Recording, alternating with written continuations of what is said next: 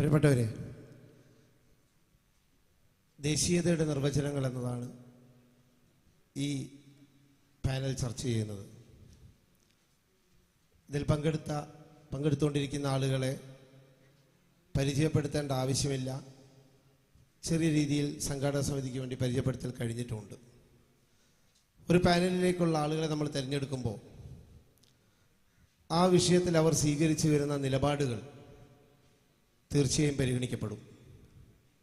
ശ്രീ കാനം രാജേന്ദ്രൻ ഇന്നലെ ബേബി സഖാവുമായി ഞാൻ തന്നെ മോഡറേറ്ററായി കൊണ്ട് നടത്തിയൊരു ചർച്ചയിൽ ഞാൻ പറഞ്ഞതുപോലെ CPIM എന്ന രാഷ്ട്രീയ കക്ഷിയുടെ പോളിറ്റ് ബ്യൂറോ തീരുമാനിക്കുന്ന നിലപാടുകൾക്കപ്പുറം ഒരു സാംസ്കാരിക പ്രവർത്തകൻ എന്ന രീതിയിൽ, ഒരു സാമൂഹിക നിരീക്ഷകൻ എന്ന രീതിയിൽ ശ്രീ ബേബി എന്ത് നിലപാട് സ്വീകരിക്കുന്നു എന്ന് അറിയാനുള്ള ഒരു അവസരം എന്ന രീതിയിൽ തന്നെയാണ് നാം അദ്ദേഹത്തെ പാനലിസ്റ്റായി ഇങ്ങോട്ട് ക്ഷണിക്കുന്നത്. ശ്രീ കാനം രാജേന്ദ്രൻ ഈ ചർച്ചയിലേക്ക് വിളിച്ചു വരുത്തുമ്പോഴും CPI communist party of India എടുത്ത തീരുമാനം എന്ത് എന്നറിയാനല്ല, മറിച്ച് കാനം രാജേന്ദ്രൻ എന്ന രാഷ്ട്രീയ പ്രവർത്തകൻ, പൊതുപ്രവർത്തകൻ, സാംസ്കാരിക പ്രവർത്തകൻ ഇവിടുത്തെ വായനാ സമൂഹത്തോട് ഈ വിഷയം സംബന്ധിച്ച് തുറന്ന് സംവദിക്കുമ്പോൾ എന്താണ് പറയുന്നത് എന്നറിയലാണ് നമ്മുടെ ലക്ഷ്യം. CR നീലകണ്ഠനെ ഇതേപോലെ തന്നെ തുറന്ന സംവാദത്തിൻ്റെ എല്ലാ ഇടങ്ങളിലും സജീവ സാന്നിധ്യമാണ് CR. എല്ലാ ദിവസവും തന്നെ നമ്മുടെ സ്വീകരണ മുറിയിൽ അദ്ദേഹത്തിൻ്റെ അഭിപ്രായങ്ങൾ കാണുന്നവരാണ് നമ്മൾ. സിവിക് ചന്ദ്രൻ പലപ്പോഴും പ്രതിപക്ഷ നേതാവായി മാറാറുണ്ട് നമ്മുടെ ചർച്ചകളിൽ. പൊതുസമൂഹത്തിൻ്റെ പൊതു കാഴ്ചപ്പാടുകളിൽ നിന്ന് വേറിട്ട കാഴ്ച എന്നും സിവിക്കിൻ്റെതായിട്ടുണ്ട്. KN കുഞ്ഞഹമ്മദിൻ്റെ കഴിഞ്ഞ ദിവസത്തെ ഒരു പ്രയോഗം വരട്ട് ദേശീയത എന്നായിരുന്നു. വരട്ട് തത്വശാസ്ത്രം എന്നൊക്കെ നമ്മൾ ഒരുപാട് കേട്ടിട്ടുണ്ട്. വരട്ട് ദേശീയത എന്നത് അദ്ദേഹത്തിൽ നിന്ന് നമ്മൾ കേട്ട പ്രയോഗമാണ്. ഈ രീതിയിൽ ഈ വിഷയത്തെ സമീപിക്കാൻ വേണ്ടി ഇവിടെ എത്തിയിട്ടുള്ള 4 പേരും തങ്ങളുടെ കാഴ്ചപ്പാടുകൾ കൊണ്ട് ഇന്ന് ഇന്ത്യയിലെ തന്നെ ഏറ്റവും വലിയൊരു ചർച്ചാ വിഷയമായിട്ടുള്ള ദേശീയതയെ, അതിൻ്റെ പുതിയ കാഴ്ചപ്പാടുകളെ, നിർവചനങ്ങളെ ഇവിടെ വിലയിരുത്തുകയാണ്. നമുക്കറിയാം, ലോകം മുഴുവൻ വലിയ രീതിയിലുള്ള ചില ഭീഷണികൾ നേരിട്ടുകൊണ്ടിരിക്കുകയാണ്. ഈ കഴിഞ്ഞ ദിവസം അമേരിക്കയുടെ പ്രസിഡന്റായി ചുമതലയേറ്റ ട്രംപിൻ്റെ ആദ്യ തീരുമാനങ്ങൾ തന്നെ ലോകം ആശങ്കയോടുകൂടിയാണ് കണ്ടത്. ദേശീയവാദത്തിൻ്റെ പുതിയ ചില പൊതികളിൽ ഇറക്കിക്കൊണ്ടുവരുന്ന അപകടകരമായ പ്രവണതകളെ ലോകം ഭയത്തോടെയാണ് കാണുന്നത്. അത് ഫ്രാൻസിലും ഉക്രൈനിലുമൊക്കെ വേറെ വേഷങ്ങളിൽ നമ്മൾ കാണുകയാണ്. ദേശീയത എന്നത് ഒരാൾക്കും ചോദ്യം ചെയ്യാനാവാത്ത ഒരു വാക്കാണ്. പക്ഷെ ആ വാക്കിനുള്ളിൽ ഒളിപ്പിച്ച് കൊണ്ടുവരുന്ന അജണ്ടകൾ, അതിലൊളിപ്പിച്ച് കൊണ്ടുവരുന്ന പ്രത്യയശാസ്ത്രങ്ങൾ ഒരു പക്ഷേ വലിയ രീതിയിൽ ചർച്ച ചെയ്യപ്പെടേണ്ടതുണ്ട് എന്ന് നമുക്കറിയാം. ഈ രീതിയിലുള്ള വളരെ കാലികമായ, ഒരുപക്ഷെ ഇവിടെ നടക്കുന്ന മറ്റേത് സെഷനുകളേക്കാൾ വളരെ പ്രാധാന്യമർഹിക്കുന്ന ഈ ചർച്ചയിലേക്ക് ബഹുമാനപ്പെട്ട പാനലിസ്റ്റുകളെയും ഇവിടെയുള്ള ഓരോരോ വായനക്കാരെയും ആസ്വാദകരെയും ക്ഷണിക്കുകയാണ്. ഇതിൻ്റെ ഒരു ഘടന, ഈ പങ്കെടുക്കുന്ന 4 പേർക്കും ആദ്യം അവരുടെ വീക്ഷണങ്ങൾ അവതരിപ്പിക്കുന്ന ഏതാനും സമയം അവർ അവരുടെ വീക്ഷണങ്ങൾ അവതരിപ്പിക്കും. വളരെ കുറഞ്ഞ സമയങ്ങളിൽ അവരുടെ വീക്ഷണങ്ങൾ അവതരിപ്പിക്കും. ആ 4 പേരുടെ അവതരണത്തിന് ശേഷം അതിലുള്ള പരസ്പരം അവർക്ക് സംവദിക്കേണ്ട, തർക്കിക്കേണ്ട, വിലയിരുത്തലുകൾ നടത്തേണ്ട ഭാഗങ്ങളിൽ അവർ വീണ്ടും ഇടപെടലുകൾ നടത്തും. അങ്ങനെ മാക്സിമം ഒരു 50 മിനിറ്റ്, 1 മണിക്കൂറിൽ താഴെ സമയം എടുത്തുകൊണ്ട് ഈ സംവാദം, ഇവർ പരസ്പരമുള്ള സംവാദം അവസാനിക്കുകയും പിന്നീട് അരമണിക്കൂർ നേരം ഈ ഓഡിയൻസിന് ഇവരോട് സംവദിക്കാനുള്ള അവസരമായി നീക്കിവെക്കുകയും ചെയ്യും. തീർച്ചയായും 1.5 മണിക്കൂറിനുള്ളിൽ തീരേണ്ട ഒരു സെഷൻ അല്ല ഇത് എന്ന് ഞങ്ങൾക്കറിയാം. പക്ഷേ നമ്മൾ സംവാദങ്ങൾ ഇവിടെ തുടങ്ങി വെക്കുകയാണ്, അവസാനിപ്പിക്കുകയല്ല എന്ന് മാത്രമേ അത് സംബന്ധിച്ച് മുൻകൂറായി പറയാനുള്ളൂ. ആദ്യമായി ശ്രീ കാനം രാജേന്ദ്രൻ തൻ്റെ നിലപാടുകൾ അവതരിപ്പിക്കുന്നു. ദേശീയതയുടെ പുതിയ നിർവചനങ്ങൾ. പ്രിയപ്പെട്ട സുഹൃത്തുക്കളെ, വളരെ വിശാലമായിട്ടുള്ള ഒരു വിഷയമാണ് ഇത്. അതിനെ ഏത് രീതിയിൽ നോക്കിക്കാണുന്നോ അതിനനുസൃതമായി കൂടുതൽ സമയവും വേണ്ടി വരുന്ന ഒരു വിഷയമാണ് ഇവിടെ അവതരിപ്പിച്ചിട്ടുള്ളത്. ദേശീയതയുടെ പുതിയ നിർവചനങ്ങൾ സ്വാഭാവികമായും നമ്മുടെ ദേശത്തിൻ്റെ സൃഷ്ടിയും നിർമ്മിതിയും ദേശരാഷ്ട്രങ്ങളുടെ വളർച്ചയും ദേശീയതയും എല്ലാം പരസ്പരം ബന്ധപ്പെട്ട് കിടക്കുന്നതാണ്. ചരിത്രകാരനായ ബിപിൻ ചന്ദ്രയുടെ അഭിപ്രായം അനുസരിച്ച് മുഗൾ ഭരണത്തിൻ്റെ കാലത്താണ് ദേശനിർമ്മിതിക്ക് തുടക്കം കുറിച്ചത്.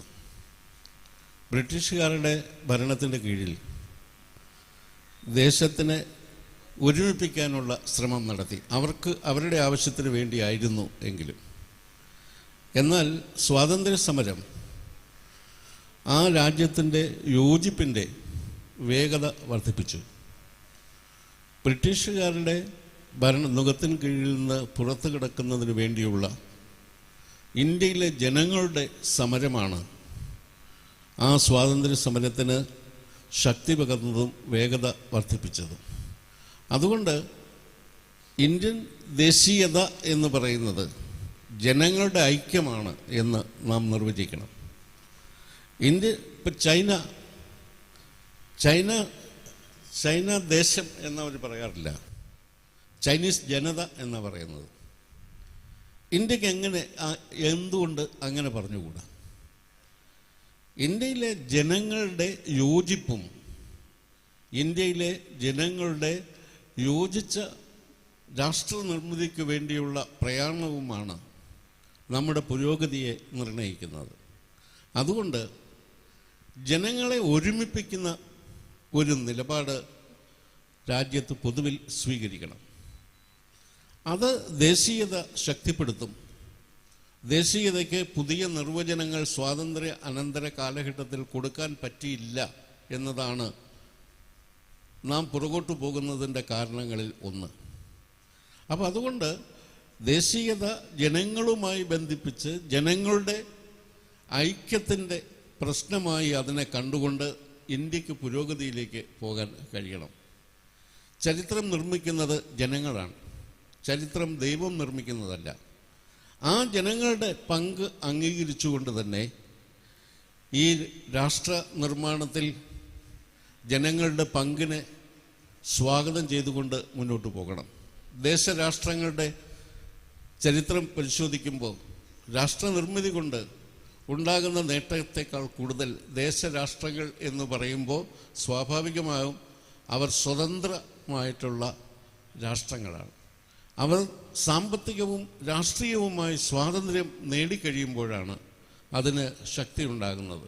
മുതലാളിത്ത വികസന പാതയിൽ കൂടിയാണെങ്കിലും സ്വാതന്ത്ര്യത്തിന് ശേഷം നമ്മുടെ രാജ്യത്ത് പുരോഗതി ഉണ്ടാക്കാൻ കഴിഞ്ഞു. എന്നാൽ പ്രശ്നം എന്താണ്? പുതിയ വർത്തമാന കാലഘട്ടത്തിൽ നാം പരിശോധിക്കുമ്പോൾ നമ്മുടെ പുരോഗതിയുടെ ഫലം അനുഭവിക്കുന്നത് ഒരു ചെറിയ ശതമാനം ജനങ്ങളാണ്. അതുകൊണ്ട് ഉള്ളവനും ഇല്ലാത്തവനും തമ്മിലുള്ള അന്തരം വർദ്ധിച്ചു വരുന്നു. ആ അന്തരം വർദ്ധിക്കുന്നത് നമ്മുടെ രാജ്യത്ത് സാമൂഹ്യമായ അസന്തുലിതാവസ്ഥ ഉണ്ടാക്കും. രാജ്യത്ത് ഭിന്നിപ്പ്, തർക്കങ്ങൾ എല്ലാത്തിനും അടിസ്ഥാന കാരണങ്ങളായി മാറും. ഒരു ദേശരാഷ്ട്രം സ്വാതന്ത്ര്യം കിട്ടിക്കഴിഞ്ഞതിന് ശേഷം പല ഘട്ടങ്ങളിലായി മൂന്നായി മാറിയതാണ് നമ്മുടെ അനുഭവം. ഇന്ത്യയും പാകിസ്ഥാനും ബംഗ്ലാദേശും. നിർഭാഗ്യകരമായ കാര്യമാണ് എന്ന് പൊതുവിൽ നമുക്ക് പറയാം. പക്ഷേ അതെല്ലാം ചരിത്രത്തിൻ്റെ നിയോഗങ്ങളായിരുന്നു. ഈ സാമ്പത്തികമായ അന്തരങ്ങളും രാഷ്ട്രീയമായ അന്തരവും വർഗീയതയും മതവൈരുദ്ധ്യവും നമ്മുടെ രാജ്യത്തെ ഇനിയും ഭിന്നിപ്പിക്കാനുള്ള സാധ്യത നാം കാണാതിരുന്നുകൂടാ. അതുകൊണ്ട് ഇതിനെല്ലാം അതീതമായി ജനങ്ങളുടെ ഐക്യം ഇന്ത്യയിൽ വളർത്തിയെടുക്കാൻ നാം ശ്രമിച്ചു എങ്കിൽ മാത്രമേ ഇന്ത്യയായി നിലനിർത്താനും പുരോഗതിയിലൂടെ മുന്നോട്ട് പോകാനും നമുക്ക് കഴിയുകയുള്ളൂ. അത്തരത്തിലുള്ള ഒരു ദേശീയതയുടെ നിർവചനമാണ് നമുക്ക് ഈ കാലഘട്ടത്തിൽ നമുക്ക് ആവശ്യമുള്ളത്. സാമ്പത്തികമായി അസമത്വങ്ങളില്ലാത്ത, എല്ലാവർക്കും ഒരുപോലെ പ്രവർത്തിച്ച് മുന്നോട്ട് പോകാൻ അവസരം നൽകുന്ന ഒരു ഇന്ത്യൻ ദേശീയത, അതിനു വേണ്ടിയാണ് നാം പടപൊരുതേണ്ടത് എന്നാണ് എൻ്റെ ചുരുക്കത്തിലുള്ള അഭിപ്രായം. ശ്രീ കാനം പറഞ്ഞു വെച്ചത്, രാജ്യം ഒരുപക്ഷെ അടുത്ത ഒരു വിഭജനത്തിന് പോലും കാതോർക്കേണ്ട ഭയപ്പാടിലേക്ക് നീങ്ങുമ്പോൾ ഇന്ത്യൻ ജനത എന്ന ഒരു ദേശീയതയിലേക്ക് വളരാൻ കഴിയാതെ ചില അതിർത്തികളുടെ, ചില വരകളുടെ ദേശീയതയായി അത് മാറുന്നുണ്ടോ എന്നുള്ള ഭയപ്പാടാണ് ആമുഖമായി പങ്കുവച്ചത്. അടുത്തതായി ഈ കാര്യത്തിലുള്ള തന്നെ നിലപാടുകൾ പറയുകയാണ് ശ്രീ CR നീലകണ്ഠൻ. സുഹൃത്തുക്കളെ, ഇതൊരു ലിറ്ററേച്ചർ ഫെസ്റ്റിവലാണല്ലോ, അതുകൊണ്ട് എടശ്ശേരിയും തുടങ്ങാം. ഞാൻ മലയാള കവിതയിൽ ദേശീയത ഒരുപക്ഷെ ഏറ്റവും കാര്യമായി വായിക്കുന്നത് എടശ്ശേരിയിൽ നിന്നാണ്. ഏതാണ് എൻ്റെ ദേശം എന്ന കുടിയിറക്ക് എന്നാണ് കവിതയുടെ പേര്. അതിൽ വളരെ വ്യക്തമായി പറയുന്നുണ്ട്, എവിടവിടങ്ങളിൽ ചട്ടികലങ്ങൾ പുറത്തെറിയപ്പെടുന്നുണ്ട്, അവിടവിടങ്ങളെ ചേർത്ത് വരച്ചതാണ് എൻ്റെ ദേശം എന്ന്. അപ്പോൾ ദേശം എന്ന സങ്കല്പം രാജ്യം എന്ന സങ്കല്പത്തിൽ നിന്ന് വളരെ വ്യത്യാസമാണ്. രാജ്യം ഭൂമിശാസ്ത്രപരമായ അളവാണ്. പക്ഷേ ദേശം സഖാവ് കാനം പറഞ്ഞതുപോലെ അതിൽ ജനങ്ങൾ ഉൾപ്പെടുന്നു എന്നുള്ളതാണ് അതിൻ്റെ വ്യത്യാസം. നേഷൻ ആൻഡ് കൺട്രി എന്ന് നമ്മൾ പറയുന്നതിൻ്റെ വ്യത്യാസം. പക്ഷെ ഇപ്പോൾ പ്രശ്നം ദേശം ഏതാണ്, രാജ്യം ഏതാണ്, ദേശഭക്തി എന്താണ്, രാജഭക്തി എന്താണ്, രാജ്യഭക്തി എന്താണ് എന്നൊക്കെ തമ്മിലുള്ള വലിയ സംവാദങ്ങൾ നടക്കുന്നത് കൊണ്ടാണ് ഒരുപക്ഷെ ഹക്കീം നേരത്തെ പറഞ്ഞതുപോലെ ഇത് ഇപ്പോൾ ഏറെ പ്രസക്തമാകുന്നത് എന്ന് തോന്നുന്നു. അതിൻ്റെ പൊളിറ്റിക്കൽ കോണ്ടെക്സ്റ്റ് അല്ലെങ്കിൽ രാഷ്ട്രീയ സന്ദർഭം അതാണ്. നമ്മൾ ദേശീയതയെക്കുറിച്ചും സാർവദേശീയതയെക്കുറിച്ചും ഒക്കെ ഒരുപാട് സംസാരിച്ചിട്ടുണ്ട്. സാർവദേശീയതയും ദേശീയതയും തമ്മിലുള്ള അതിർവരമ്പ് എവിടെയാണ് എന്ന് ടാഗോറിനോട് ചോദിച്ചപ്പോൾ അദ്ദേഹം പറഞ്ഞത് അങ്ങനെ ഒരു അതിർവരമ്പില്ല, സാർവദേശീയതയല്ലാത്ത ഒരു ദേശീയതയെ ഞാൻ ബഹുമാനിക്കുന്നില്ല എന്ന് പറഞ്ഞത് ഇന്ത്യൻ ദേശീയ ഗാനം എഴുതിയ രവീന്ദ്രനാഥ ടാഗോറാണ് എന്നോർക്കുക. ഇപ്പം നമുക്ക് ദേശീയ ഗാനം ചൊല്ലുമ്പോൾ എഴുന്നേറ്റ് നിൽക്കണോ എന്ന തർക്കത്തിലാണ് നാം നിൽക്കുന്നതെങ്കിൽ ടാഗോർ ഈ വേദിയിൽ ഉണ്ടായിരുന്നെങ്കിൽ അദ്ദേഹം എഴുന്നേറ്റ് നിൽക്കുമായിരുന്നില്ല എന്ന് തന്നെയാണ് ഞാൻ വിചാരിക്കുന്നത്. അവിടുന്ന് തുടങ്ങണം ദേശീയതയുടെ ഒരു സങ്കല്പം. ദേശീയത, ഇന്ത്യ എന്ന് പറയുന്ന ഒരു രാജ്യം, ഇന്ത്യയാണ് നമ്മളിപ്പോൾ ചരിത്ര സന്ദർഭമായി എടുക്കുന്നതെന്നുള്ളതുകൊണ്ട് അതിൻ്റെ ദേശീയതയെ നമ്മൾ നിർവചിക്കുമ്പോൾ അത് നിയമപരമായി നിർവഹിക്കണം. ഭരണഘടന, ഇന്ത്യക്ക് ഒരു ഭരണഘടനയുണ്ട്. ആ ഭരണഘടന അംഗീകരിക്കുന്ന ആളുകൾ, ആ പ്രദേശം, അതാണ് ഇന്ത്യ എന്ന് വേണമെങ്കിൽ നിയമപരമായി നിർവചിക്കാം. അല്ലെങ്കിൽ ചരിത്രപരമായ ദേശീയതയെ നമുക്ക് നിർവഹിക്കാം, ഭാഷാപരമായി നിർവഹിക്കാം. മറ്റ് നിരവധി ഘടകങ്ങൾ ഇന്ന് ചർച്ച ചെയ്യപ്പെടുന്നുണ്ട്. മതമുണ്ട്, പല ഘടകങ്ങളുണ്ട്. ഇതിലേത് ഘടകത്തെ വെച്ചിട്ടാണ് ഇന്ത്യൻ ദേശീയത അങ്ങനെ ഒന്നുണ്ടെങ്കിൽ നിർവഹിക്കപ്പെടുക അല്ലെങ്കിൽ നിർവചിക്കപ്പെടുക എന്ന ചോദ്യമുണ്ട്. ഇപ്പം ഇന്ത്യൻ ഭരണഘടനയെ എടുത്താൽ എല്ലാ വൈവിധ്യങ്ങളെയും അംഗീകരിക്കുന്ന തരത്തിലൊരു ഭരണഘടനയാണ് ഡോക്ടർ അംബേദ്കറെ പോലെയുള്ള ഒരു മനീഷി വിഭാവനം ചെയ്തത്. അത് വെറുതെ വിഭാവനം ചെയ്തതല്ല. അതിന് ഇന്ത്യ എന്ന് പറയുന്ന ദേശം, രാഷ്ട്രം രൂപപ്പെടുന്നതിന്, അത് നിലനിൽക്കുന്നതിന് എങ്ങനെയായിരിക്കണം എന്നതിനെക്കുറിച്ച് ഞാൻ ഭരണഘടന വേദപുസ്തകമാണ് എന്ന അർത്ഥത്തിലല്ല പറയുന്നത്. പക്ഷേ ആ ഭരണഘടന രൂപപ്പെട്ട സാഹചര്യം നേരത്തെ കാനം പറഞ്ഞ സ്വാതന്ത്ര്യ സമരത്തിൻ്റെ ഫലമായി രൂപപ്പെട്ട ഒരു രാഷ്ട്രത്തിൻ്റെ അല്ലെങ്കിൽ ഒരു ദേശത്തിൻ്റെ നിലനിൽപ്പ്, അതിൻ്റെ പ്രവർത്തനം എങ്ങനെയായിരിക്കണമെന്ന ആ മഹാമനീഷികളുടെ ചിന്തയാണ്. ആ ഭരണഘടനയിൽ പറയുന്ന വൈവിധ്യങ്ങളെങ്കിലും നമുക്ക് അംഗീകരിക്കാൻ കഴിയില്ല എങ്കിൽ അവിടെയാണ് നമുക്ക് ഇപ്പോൾ മതേതരത്വത്തെക്കുറിച്ചുള്ള ഏത് തരത്തിലുള്ള മതേതരത്വമാണെങ്കിലും, സങ്കല്പമാണെങ്കിലും, ജനാധിപത്യമാണെങ്കിലും, ഇപ്പം നേരത്തെ പറഞ്ഞ സമത്വം എന്ന, സോഷ്യലിസം എന്ന സങ്കല്പമാണെങ്കിലും, ഈ വൈവിധ്യങ്ങൾക്ക് നിലനിൽക്കാൻ കഴിയുന്ന ഒരു ദേശീയത മാത്രമേ ഇന്ത്യൻ ദേശീയത അംഗീകരിക്കാൻ കഴിയൂ എന്ന് ഇന്ത്യൻ ഭരണഘടന തന്നെ പറയുന്നു എന്നാണ് ഞാൻ വിചാരിക്കുന്നത്. എന്ന് പറഞ്ഞാൽ ഇന്നത്തെ ഇന്ത്യൻ ദേശീയതയിലെ വൈവിധ്യങ്ങളെ അംഗീകരിക്കാത്തവർ ഇന്ത്യയിലെ ഭരണഘടനയെ അംഗീകരിക്കുന്നില്ല എന്നതിലേക്ക് നമുക്ക് എത്തേണ്ടി വരും. അത് യൂണിഫോം സിവിൽ കോഡിനെ കുറിച്ചാണെങ്കിലും, ഭക്ഷണത്തെക്കുറിച്ചാണെങ്കിലും, ആരാധനയെക്കുറിച്ചാണെങ്കിലും, ജീവിത ശൈലികളെക്കുറിച്ചാണെങ്കിലും, അത്തരത്തിലുള്ള എല്ലാ വൈവിധ്യങ്ങളും, അത് ഒരു പരിസ്ഥിതി പ്രവർത്തകന്റെ ജൈവ വൈവിധ്യ സംരക്ഷണ താല്പര്യം പോലെ തന്നെ ഒരു സാംസ്കാരിക വൈവിധ്യ സംരക്ഷണ അല്ലെങ്കിൽ വ്യത്യസ്തമായ ജീവിത വൈവിധ്യ സംരക്ഷണം ഇല്ല എങ്കിൽ അന്ന് രാത്രി ഇന്ത്യ, നേരത്തെ സഖാവ് പറഞ്ഞതുപോലെ, രണ്ടാവുകയല്ല, ഇന്ത്യ പലതാവും എന്ന് തന്നെയാണ് ഞാൻ വിശ്വസിക്കുന്നത്. അതുകൊണ്ട് ഇന്ത്യ ഒന്നായി നിൽക്കണോ വേണ്ടയോ എന്നുള്ള ചോദ്യങ്ങളൊക്കെ വേറെയാണ്. അത്തരം ചോദ്യങ്ങൾ ഒരുപക്ഷെ ഉയർന്നു വന്നേക്കാം. ഞാൻ അതിൽ കിടക്കുന്നില്ല. ഞാൻ ആ ഭരണഘടന എന്ന ഒറ്റ തത്വത്തിൽ നിന്നുകൊണ്ടാണ് ഇപ്പം സംസാരിച്ചത്. അങ്ങനെ വരുമ്പോൾ ഇന്ത്യൻ ഭരണഘടനയിൽ ഈ ഷെഡ്യൂൾഡ് ഏരിയ ആക്ട് എന്തിനാണ് ഉണ്ടാക്കിയേ നമ്മൾ ആലോചിക്കേണ്ടി വരും. എന്തിനാണ് ആർട്ടിക്കിൾ 370 ഉണ്ടാക്കിയേ നമ്മൾ ആലോചിക്കേണ്ടി വരും. എന്തിനാണ് വ്യത്യസ്ത മതസമുദായങ്ങൾക്ക് വ്യത്യസ്ത സിവിൽ കോഡുകൾ ഉണ്ടാക്കിയേ എന്ന് നമ്മൾ ആലോചിക്കേണ്ടി വരും. ഇപ്പോൾ കോമൺ സിവിൽ കോഡ് ഇന്ത്യൻ ദേശീയതയുടെ ചിഹ്നമായി ചിലർ ഉയർത്തിക്കാട്ടുന്നുണ്ട്. യഥാർത്ഥത്തിൽ അങ്ങനെയായിരുന്നെങ്കിൽ കോമൺ സിവിൽ കോഡ് ഇന്ത്യൻ ഭരണഘടനയിൽ വരുമായിരുന്നു. എന്താ വരാതിരുന്നത്? അതിൻ്റെ ചർച്ചകളിലേക്ക് ഇപ്പം നമുക്ക് കിടക്കാൻ സമയമില്ല.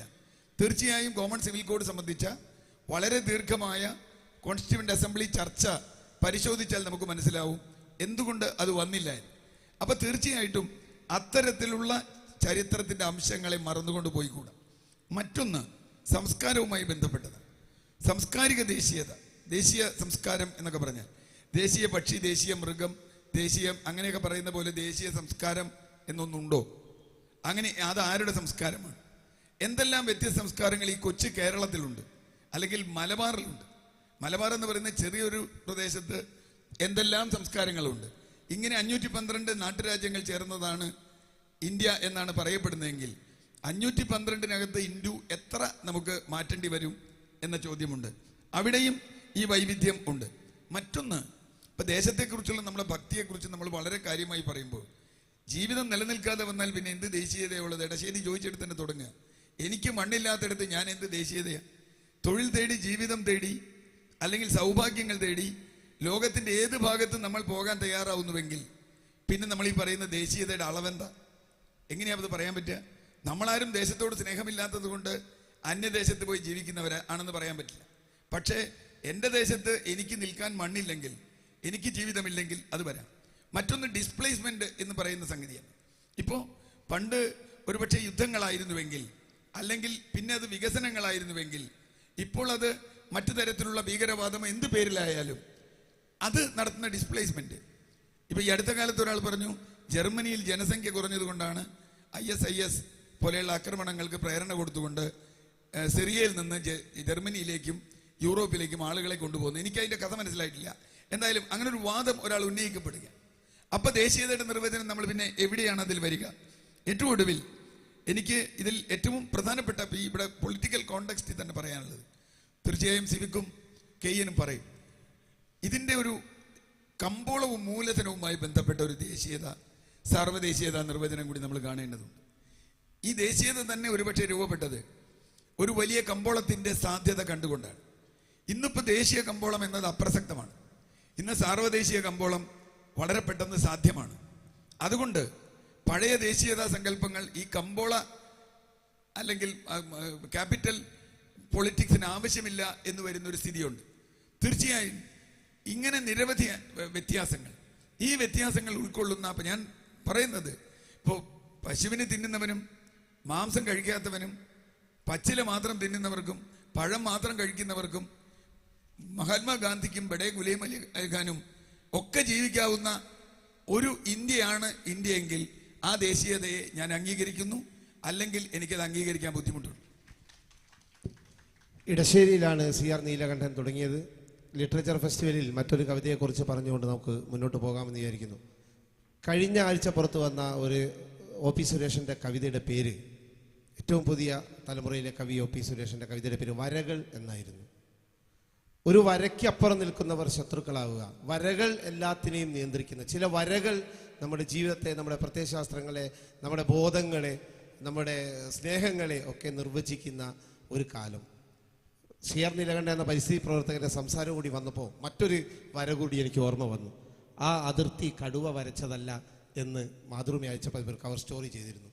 നമ്മൾ പലപ്പോഴും നമ്മുടെ വനാതിർത്തി എന്ന് പറഞ്ഞ് നമ്മൾ വരച്ച അതിർത്തി കടുവ കടക്കുമ്പോൾ ചോദിക്കേണ്ട ചോദ്യമായിരുന്നു അത്, ആ അതിർത്തി ആരാണ് വരച്ചതെന്ന്. ഇങ്ങനെ നമ്മൾ നിർമ്മിച്ച, പ്രത്യേകിച്ചും CR പറഞ്ഞു വെച്ച വാചകത്തിന് അതാണ്, നമ്മൾ കൺസ്ട്രക്റ്റ് ചെയ്ത ദേശീയത, കൺസ്ട്രക്റ്റ് ചെയ്യപ്പെട്ട ചില വരകൾ അടിസ്ഥാനമാക്കിയാകുമ്പോൾ എങ്ങനെയാണ് നമ്മൾ ഇതിനെ മുന്നോട്ട് കൊണ്ടുപോകേണ്ടത്. ഈ സിവിക്കിനോട് ഞാൻ ഈ പാനലിനെ കുറിച്ച് സംസാരിച്ചപ്പോൾ സിവിക്ക് പറഞ്ഞു, ഹക്കീം മാഷേ ഇതെന്താണ് ഇങ്ങനെ, ഇതിൽ വേറിട്ട ചില ശബ്ദങ്ങൾക്ക് ആരാണുള്ളത് എന്ന് ചോദിച്ചാൽ ഞാൻ പറഞ്ഞു, മാഷേ നിങ്ങളുണ്ടല്ലോ എന്ന്. നമുക്ക് തീർച്ചയായും ചില വേറിട്ട കാഴ്ചപ്പാടുകൾ സിവിക്കിൽ നിന്ന് പ്രതീക്ഷിക്കാം. സിവിക്കിനെ ഈ ചർച്ചയിലേക്ക് ക്ഷണിക്കുന്നു. CR നീലകണ്ഠന് എടശ്ശേരിയെ ഉദ്ധരിച്ചുകൊണ്ട് വർത്തമാനം തുടങ്ങാമെങ്കിൽ ഞാൻ കുറച്ചുകൂടി ദേശീയതയുടെ ഔദ്യോഗിക വക്താവ് എന്നറിയപ്പെടുന്ന വള്ളത്തോളിൽ നിന്ന് തുടങ്ങാം. കേരളം, ഭാരതമെന്ന് കേട്ടാൽ അഭിമാന പൂരിതമാകണം അന്തരംഗം, കേരളമെന്ന് കേട്ടാലോ തിളയ്ക്കണം ചോര, നമുക്ക് ഞരമ്പുകളിൽ. ദേശീയതയുടെ സാധ്യതകളും പരിമിതികളും അതിനുണ്ട്. നിശ്ചയമായും ഇന്ത്യക്കാരെന്ന നിലയ്ക്ക് എനിക്ക് അഭിമാനമുണ്ട്. പക്ഷേ കേരളമെന്ന് കേൾക്കുമ്പോഴാണ് എൻ്റെ ചോര തിളക്കേണ്ടത്. ഇന്ത്യ എന്ന ബൃഹത് ദേശീയതയേക്കാൾ ഞാൻ മലയാളിയാണ് എന്നതാണ് പ്രധാനപ്പെട്ട ഒരു കാര്യം. ഹക്കീം ആദ്യം സൂചിപ്പിച്ചതുപോലെ ചോദ്യം ചെയ്യപ്പെടാത്ത ഒരാശയമല്ല ദേശീയത. ദേശീയത അടുത്ത കാലത്ത് വന്ന ഒരാശയമാണ് 17-18 നൂറ്റാണ്ടുകളിൽ. അത് യൂറോപ്യൻ സിറ്റി സ്റ്റേറ്റുകളിൽ നിന്ന് ആരംഭിച്ചതാണ്. ഒരേ ഭാഷ, ഒരേ സംസ്കാരം, ഒരേ മതം, അങ്ങനെ സിറ്റി സ്റ്റേറ്റുകളുടെ ഒരാശയമാണ് ദേശീയത.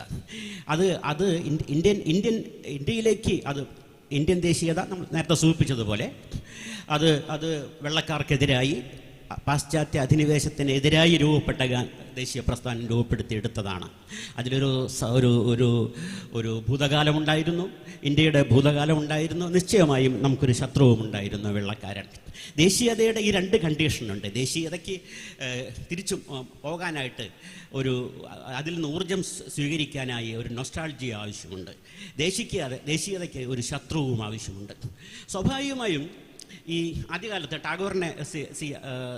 ടാഗോറിനെ കുറിച്ച് സിയാർ പറയുകയുണ്ടായല്ലോ. ബെർട്രാൻഡ് റസൽ ദേശീയതയെക്കുറിച്ച് പറയുന്നത്, ദേശീയതയ്ക്കും എൻ്റെ സുഹൃത്തിനുമിടയിൽ ഒരു തെരഞ്ഞെടുപ്പിന് എന്നെ നിർബന്ധിക്കല്ലേ ദൈവമേ എന്നാണ്. ഇപ്പം കണ്ണൂരിൽ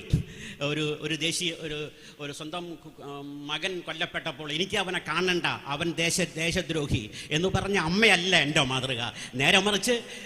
നേരെ മറിച്ച് ആഫ്റ്റർ ഓൾ അവൻ എൻ്റെ മകനാണ്, എൻ്റെ ദേശത്തെക്കാൾ എന്ന് പറയുന്നൊരു അമ്മയാണ് എൻ്റെ ദേശീയതയുടെ മാതൃക എന്ന് ഞാൻ പറയുന്നത്. KLF-ൽ ഇതിനെക്കുറിച്ച് രണ്ട് പക്ഷത്തു നിന്നുള്ള വിമർശനങ്ങളുണ്ട്, ഉത്കണ്ഠകളുണ്ട്. ഒന്ന് ദലിത് പക്ഷത്തു നിന്നും മുസ്ലിം പക്ഷത്തു നിന്നുമാണ്. ഇത് വളരെ പ്രധാനപ്പെട്ട ഒന്നാണെന്ന് ഞാൻ കരുതുന്നു. ദേശീയതയുടെ നിർവചനങ്ങളെക്കുറിച്ച് സംസാരിക്കുമ്പോൾ സ്വാഭാവികമായും ദേശീയത, ഇപ്പോൾ രൂപപ്പെട്ടു വരുന്ന ദേശീയത, ഒരു ഹിന്ദു മതത്തെ അടിസ്ഥാനമാക്കിയുള്ള ഒരു ദേശീയത ടാർഗറ്റ് ചെയ്യുന്നത്, അതിൻ്റെ ശത്രു എന്ന് പറയുന്നത് ഇസ്ലാമാണ്. അതുകൊണ്ട് തന്നെ സ്വാഭാവികമായും അവരുടെ ഉത്കണ്ഠകളെ കൂടി ഉൾക്കൊള്ളണം ഏത് ലിറ്ററേച്ചർ ഫെസ്റ്റിവലും, ഏത് കൾച്ചറൽ കാർണിവലുകളും. അതേപോലെ തന്നെയാണ് ഹിന്ദുവിനെ അടിസ്ഥാനമാക്കിയ ഒരു ദേശീയത രൂപപ്പെട്ട് വരാനായിട്ട് തടസ്സമായി നിൽക്കുന്നത് കാസ്റ്റാണ്, സ്വാഭാവികമായിട്ടും ജാതിയാണ്. അതുകൊണ്ട് തന്നെ എത്ര വിചാരിച്ചാലും ഹിന്ദുവിനെ അടിസ്ഥാനമാക്കി ഒരു ദേശീയത രൂപപ്പെടുത്തിയെടുക്കാനാവില്ല. കാരണം ഹിന്ദു ഒരു മതമല്ല, ഹിന്ദു അനേകം മതങ്ങളാണ്. അല്ലെങ്കിൽ ഹിന്ദു എന്നറിയപ്പെടുന്ന ഭൂരിപക്ഷത്തിൻ്റെയും മതമേ അല്ല. അതുകൊണ്ട് തന്നെ ഒരൊറ്റ മതം എന്നുള്ള സങ്കല്പം ഹിന്ദുവിന് ചേരുന്നതേ അല്ല. അതൊരു യൂറോപ്യൻ സങ്കല്പമാണ്. അത് ഇസ്ലാമിനും ക്രിസ്ത്യാനിറ്റിക്കും അത് ബാധകമാവാം, ഹിന്ദുവിന് അത് ബാധകമല്ല. അതുകൊണ്ട് തന്നെ ഈ ഒരു ഏകശിലാ രൂപത്തിൽ ദേശീയത രൂപപ്പെടുത്തിയെടുക്കാൻ ബുദ്ധിമുട്ടാണ് ഇന്ത്യയിൽ എന്നുള്ളതാണ് പ്രധാനപ്പെട്ട ഒരു കാര്യം. ഇന്ത്യ ഒരു ദേശീയതയാവുമ്പോൾ, ഇന്ത്യ ഒരു രാഷ്ട്രമാകുമ്പോൾ മറ്റു രാഷ്ട്രങ്ങളുടെ ചില വിവേകങ്ങൾ നമ്മൾ ഒഴിവാക്കിയിരുന്നു. ഉദാഹരണമായി USSR യുണൈറ്റഡ് സോഷ്യലിസ്റ്റ് റിപ്പബ്ലിക്കുകളാണ്, റിപ്പബ്ലിക്കുകളുടെ യൂണിയനാണ് സോവിയറ്റ് യൂണിയൻ, ഒറ്റ റിപ്പബ്ലിക് അല്ല. അമേരിക്ക യുണൈറ്റഡ് സ്റ്റേറ്റ്സ് ഓഫ് അമേരിക്കയാണ്, അനേക സ്റ്റേറ്റുകളുടെ കോൺഫെഡറേഷനാണ്, യൂണിയനാണ് അമേരിക്ക എന്ന് പറയുന്നത്. UK യുണൈറ്റഡ് കിങ്ഡമാണ്. ബ്രിട്ടൻ ഉണ്ടായൊരു വിവേകം, അമേരിക്കയ്ക്കുണ്ടായൊരു വിവേകം, റഷ്യയ്ക്കുണ്ടായൊരു വിവേകം ഇന്ത്യൻ ഭരണഘടന ഉണ്ടാക്കിയപ്പോൾ നമുക്കുണ്ടായില്ല. ദേശീയ പ്രസ്ഥാനത്തിൽ 7 ലക്ഷം സ്വാശ്രിത വികേന്ദ്രീകൃത റിപ്പബ്ലിക്കുകളുടെ കോൺഫെഡറേഷനായാണ് ഇന്ത്യ സങ്കല്പിക്കപ്പെട്ടത്. പക്ഷേ ഇന്ത്യ അങ്ങനെയല്ല ഉണ്ടായത്. ഇന്ത്യ ഒറ്റ റിപ്പബ്ലിക്കായിട്ടാണ് ഉണ്ടായത്. ഇന്ത്യക്ക് ഒരൊറ്റ കൊടിയാണ് ഉണ്ടായത്. പക്ഷേ അമേരിക്കയിലോ മറ്റു ഈ നേരത്തെ സൂചിപ്പിച്ച രാജ്യങ്ങളിലോ അങ്ങനെയല്ലല്ലോ. ഓരോ പ്രദേശത്തിനും അവരുടേതായ കൊടിയുണ്ടല്ലോ. അതുകൊണ്ടാണ് അമേരിക്ക ഫസ്റ്റ് എന്ന് ട്രംപ് അധികാരത്തിലേറുമ്പോൾ യെസ് കാലിഫോർണിയ എന്ന പേരിൽ അതിന് പ്രതിരോധം ഉയർന്നു വരുന്നത്. അമേരിക്ക നിശ്ചയമായി ലോകം വലത്തോട്ട് നീങ്ങിക്കൊണ്ടിരിക്കുകയാണ്. പക്ഷേ ലോകം വലത്തോട്ട് നീങ്ങിക്കൊണ്ടിരിക്കുമ്പോൾ അതിനെതിരായ ശക്തമായ പ്രതികരണങ്ങളും അമേരിക്കയിൽ തന്നെ സംഭവിച്ചുകൊണ്ടിരിക്കുന്നുണ്ട്. ഇപ്പോൾ അമേരിക്ക കണ്ട ഏറ്റവും മികച്ച 3ാമത്തെ പ്രകടനമാണ് ഇപ്പോൾ അമേരിക്ക നടന്നുകൊണ്ടിരിക്കുന്നത്. ആദ്യം വിയറ്റ്നാം യുദ്ധത്തിനെതിരായ ലക്ഷങ്ങൾ പങ്കെടുത്ത പ്രകടനം, അതിനുശേഷം ന്യൂക്ലിയർ യുദ്ധത്തിനെതിരായ 2ാമത്തെ പ്രകടനം, ഇപ്പോൾ ദശലക്ഷങ്ങൾ പങ്കെടുത്ത വലിയ പ്രകടനങ്ങൾ അമേരിക്കയിൽ നടന്നുകൊണ്ടിരിക്കുകയാണ്. ഇതിൻ്റെ പ്രധാനപ്പെട്ട കാര്യങ്ങളിലൊന്ന് യെസ് കാലിഫോർണിയ എന്നുള്ളതാണ്. അതായത് കാലിഫോർണിയ അമേരിക്ക വിടാൻ പോകുന്നു, വിടുന്നതിനെ കുറിച്ച് ആലോചിക്കുന്നു. നമുക്ക് ഇന്ത്യയിൽ നിന്ന് കശ്മീർ വിട്ടുപോകുന്നതിനെ കുറിച്ച് ആലോചിക്കാൻ കഴിയുമോ? ആലോചിക്കാൻ കഴിയണമെന്നാണ് ഞാൻ വിചാരിക്കുന്നത്. കാരണം ഗിന്നസ് ബുക്കിൽ കയറിയ ഇപ്പോഴും കോട്ട് ചെയ്യുന്ന വി കെ കൃഷ്ണമേനോന്റെ പ്രഭാഷണമുണ്ടല്ലോ, UN പ്രഭാഷണമുണ്ടല്ലോ, അത് ലോകത്തിന് വലിയ ഉറപ്പാണ്. ലോകത്തിന് നൽകിയ ഉറപ്പ് കാശ്മീർ ഇന്ത്യയിൽ ചേർന്ന് കണ്ടീഷണലായാണ്. അതിൻ്റെ ഭാഗമായി ഇന്ത്യയിൽ നിൽക്കണമോ വേണ്ടയോ എന്ന് തീരുമാനിക്കേണ്ടത് കശ്മീരികളാണ്. അതുകൊണ്ട് കാശ്മീർ പ്രധാനമന്ത്രി എന്ന് വിളിച്ചിരുന്നത്. അപ്പോൾ സ്വാഭാവികമായും ഈ 7 ലക്ഷം ഗ്രാമീണ റിപ്പബ്ലിക്കുകളുടെ വികേന്ദ്രീകൃതമായ റിപ്പബ്ലിക്കുകളുടെ കോൺഫെഡറേഷനായി ഇന്ത്യയെ സങ്കല്പിച്ച ദേശീയ പ്രസ്ഥാനം ഗാന്ധിയെ കൊന്നുകൊണ്ടാണ് യഥാർത്ഥത്തിൽ ഇന്ത്യൻ റിപ്പബ്ലിക് ഉണ്ടാവുന്നത്. അതുകൊണ്ട് ഗാന്ധിയോട് ചെയ്ത മഹാപാപം എന്ന് പറയുന്നത് ഇന്ത്യയുടെ രാഷ്ട്രപിതാവായി ഗാന്ധിയെ അവരോധിച്ചതാണ് എന്ന് ഞാൻ കരുതുന്നു. സ്വാഭാവികമായും ഇപ്പോൾ പുതിയ ദേശീയത വരുന്നു. പുതിയ ദേശീയത അത് ആരെയൊക്കെയാണ് വിക്റ്റിമാക്കുന്നത്, ആരുടെയൊക്കെ ചെലവിലാണ് എന്നൊക്കെ നമുക്കറിയാവുന്നതാണ്. പക്ഷെ പ്രധാനപ്പെട്ട ഒരു കാര്യം പറയുന്നത് ദേശീയ അടിസ്ഥാനമാക്കി രൂപപ്പെട്ടിരുന്ന ഫാസിസത്തെ നമ്മൾ എങ്ങനെ നേരിടുമെന്നുള്ളതാണ്. ഇക്കാര്യത്തിൽ എൻ്റെ ഇടതുപക്ഷ സെക്യുലർ സുഹൃത്തുക്കൾ കരുതുന്നത് പോലെ ഫാസിസ്റ്റ് വിരുദ്ധ സമീപനം എന്ന് പറയുന്നത് എൻ്റെ ഇടതുപക്ഷ സെക്യുലർ സുഹൃത്തുക്കളുടെ കുട്ടിയും കോലും കളിയല്ല എന്ന് മുന്നറിയിപ്പ് നൽകാൻ ഞാൻ ആഗ്രഹിക്കുന്നു. കാരണം സ്വാഭാവികമായും ഫാസിസത്തിനെതിരായിട്ടുള്ള യുദ്ധത്തിൻ്റെ വലിയൊരു പ്രശ്നം സ്വാഭാവികമായും നിങ്ങൾ വ്യത്യസ്തമായ അഭിപ്രായം പറയുന്നയാൾ ചെറുപ്പക്കാരനാണെങ്കിൽ ഉടൻ നിങ്ങൾക്ക് മാവോയിസ്റ്റ് എന്ന് മുദ്ര കുത്താം. അതുപോലെ വ്യത്യസ്തമായ അഭിപ്രായം പറയുന്ന ഒരാളെ പെട്ടെന്ന് നിങ്ങൾക്ക് സംഖ്യയെന്ന്, ഈ കഴിഞ്ഞ ദിവസം കാനത്തെയാണ് കാനം ജി എന്ന് വിളിക്കുന്നത്. കേരളത്തിലെ സംഘികളുടെ നേതാവാണെന്ന് തോന്നും, പ്രത്യേകിച്ചും സോഷ്യൽ നെറ്റ്വർക്കൊക്കെ നോക്കുമ്പോൾ. സ്വാഭാവികം വ്യത്യസ്തതയെ ചെറുപ്പക്കാരനാണെങ്കിൽ മാവോ എന്ന് വിളിച്ച് തള്ളുക, അല്പം പ്രായമുള്ള ഞങ്ങളുടെ പ്രായത്തിലുള്ള ആളാണെങ്കിൽ സംഘി എന്ന് വിളിച്ച് തള്ളുക. ഈ ഒരു സെക്ടേറിയനിസം ഉണ്ടല്ലോ യഥാർത്ഥത്തിൽ. ഇപ്പോൾ ഇതും ഒരു ഇപ്പോൾ കെയ്യൻ്റെതായി ഹക്കീം കോട്ടി ചെയ്ത ഒരുതരം വിരട്ടൽ ദേശീയതയുടെ ഭാഗമാണ് എന്ന് ഞാൻ കരുതുന്നു. സ്വാഭാവികമായും ഇതിനിടയിലെ വ്യത്യസ്തതകളുണ്ടല്ലോ. നമുക്ക് ഈ പുതിയ ദേശീയതയെ അടിസ്ഥാനമാക്കിയുള്ള ഫാസിസ്റ്റ് നേരിടാൻ സ്റ്റാലിൻ്റെ തോക്കിനെ ഇനിയും ആശ്രയിക്കാനാവില്ല. കാരണം ഹിറ്റ്ലറെ പോലെ തന്നെ ലോകം വെറുക്കുന്ന നേതാവാണ് സ്റ്റാലിൻ എന്നതുകൊണ്ട് തന്നെ ഇനി സ്റ്റാലിൻ്റെ കയ്യിലെ AK-47 വേണ്ടി ലോകം കാത്തിരിക്കുന്നില്ല. അതുകൊണ്ട് ഒരു ആൻറ്റി ഫാസിസ്റ്റ് മുന്നണി ഉണ്ടാവേണ്ട ചില സഹിഷ്ണുതകളുണ്ട്. അതുകൊണ്ടാണ് എൻ്റെ സെക്യുലർ ഇടതുപക്ഷ സുഹൃത്തുക്കളുടെ കുട്ടിയും കോലും കളിയല്ല ഫാസിസം എന്ന് പറയാൻ ഞാൻ ശ്രമിക്കുന്നു. ഒരു കാര്യം കൂടി ഞാൻ ആമുഖമായി പറയട്ടെ. ഇപ്പോൾ ഇതുപോലുള്ള ഒരു ചർച്ചയിൽ എന്തുകൊണ്ട് ഈ ഹിന്ദു ദേശീയതയുടെ വക്താവ് ഉണ്ടായില്ല എന്നത് ഞാൻ ഉത്കണ്ഠാപൂർവ്വം ഉന്നയിക്കാൻ ആഗ്രഹിക്കുന്നു. ഉണ്ടാവേണ്ടതല്ലേ? കാരണം ഈ വിഷം കഠിനമാകുമ്പോൾ പാമ്പിനെ തന്നെ വിളിച്ചു വരുത്തി വിഷമറക്കുന്ന ഒരു ഏർപ്പാടുണ്ട്. സ്വാഭാവികമായും എന്തുകൊണ്ട് ഒരു RS-കാരൻ വന്ന് ഇവിടെ നിന്നുകൊണ്ട് അദ്ദേഹത്തെ നേരിടാനുള്ള ആത്മവിശ്വാസം ഈ ലിറ്ററേച്ചർ ഫെസ്റ്റിവലിനുണ്ടായില്ല? എനിക്ക് ഉറപ്പുണ്ട്, എനിക്ക് കെയ്യനോ CR-നോ കാനത്തിനോ അങ്ങനത്തെ ഒരാളുണ്ടായിരുന്നെങ്കിൽ കാര്യങ്ങൾ കൂടുതൽ എളുപ്പമാകുമായിരുന്നു. നേരിട്ട് അത് ചെയ്യാമായിരുന്നു. ഫാസിസം എന്ന് പറയുന്നത് ഒരു കടലാസ് പുലിയല്ല, അതൊരു യഥാർത്ഥ പുലിയാണ്. അതിനങ്ങനെ തന്നെ നേരിടണം. സർപ്പത്തെ വിളിച്ചു വരുത്തണം, അവരെ കൊണ്ട് ഈ വിഷം കൊത്തിയെടുക്കണം. അതിനുള്ള ധൈര്യമാണ്. ഇപ്പോൾ ഒരു ജയ്പൂർ ലിറ്റററി ഫെസ്റ്റിൽ നിന്ന് MA ബേബി വിട്ടുനിന്നതിൻ്റെ കാരണം RS-കാരനെ ക്ഷണിച്ചതാണ്. ഞാൻ തിരിച്ചാണ് പറയുന്നത്. RS-കാരനെ ക്ഷണിക്കാത്തതിൻ്റെ പേരിലാണ് ഒരു പക്ഷേ ഇത് ബോയ്ക്കോട്ട് ചെയ്യുമായിരുന്നെങ്കിൽ എന്തുകൊണ്ട് ദേശീയതയുടെ ഔദ്യോഗിക വക്താവ് ഇവിടെ ഉണ്ടായില്ല? ഈ ഒരു ധൈര്യം, ഈ ഒരു ആത്മവിശ്വാസം, ഈ സഹിഷ്ണുത, പുതിയൊരു ജനാധിപത്യ ബോധം എൻ്റെ പുതുതായി ഉയർന്നു വരുന്ന ഫാസിസ്റ്റ് വിരുദ്ധ മുന്നണിക്ക് ഉണ്ടാവണം എന്ന് ഞാൻ ആഗ്രഹിക്കുന്നു. സംഘാടകർ ആഗ്രഹിച്ചതുപോലെ തന്നെ പ്രതിപക്ഷത്തിൻ്റെ വലിയ ധർമ്മം നിർവഹിച്ചുകൊണ്ട് തന്നെയാണ് സിവിക്ക് തുടങ്ങി വെച്ചത്. തീർച്ചയായും ഈ ചർച്ച വളരെ ആരോഗ്യകരവും എന്നാൽ തീപ്പൊരി പാറുന്നതും ആകും എന്ന് ഉറപ്പായി കഴിഞ്ഞു. പോരാത്തതിന് ഏറ്റവും വലിയ ഇടതുപക്ഷ സൈദ്ധാന്തികനും ഫാസിസ്റ്റ് വിരുദ്ധ സമീപനങ്ങളിലും പ്രഭാഷണങ്ങളിലും കൂടി അത് കേരളം അല്ല ഇന്ത്യ മുഴുവൻ കൊണ്ടു നടക്കുന്ന KEN-നെ കുട്ടിയും കോലും കളിക്കാരൻ എന്ന് വിശേഷിപ്പിച്ചുകൊണ്ട് സിവിക്ക് തുടങ്ങി വെച്ചപ്പോൾ തീർച്ചയായും ആ കുട്ടിയും കോലുമാണോ കളിക്കുന്നത്, സാക്ഷാൽ ഇന്റർനാഷണൽ ക്രിക്കറ്റ് തന്നെയാണോ എന്ന് KEN പറയട്ടെ.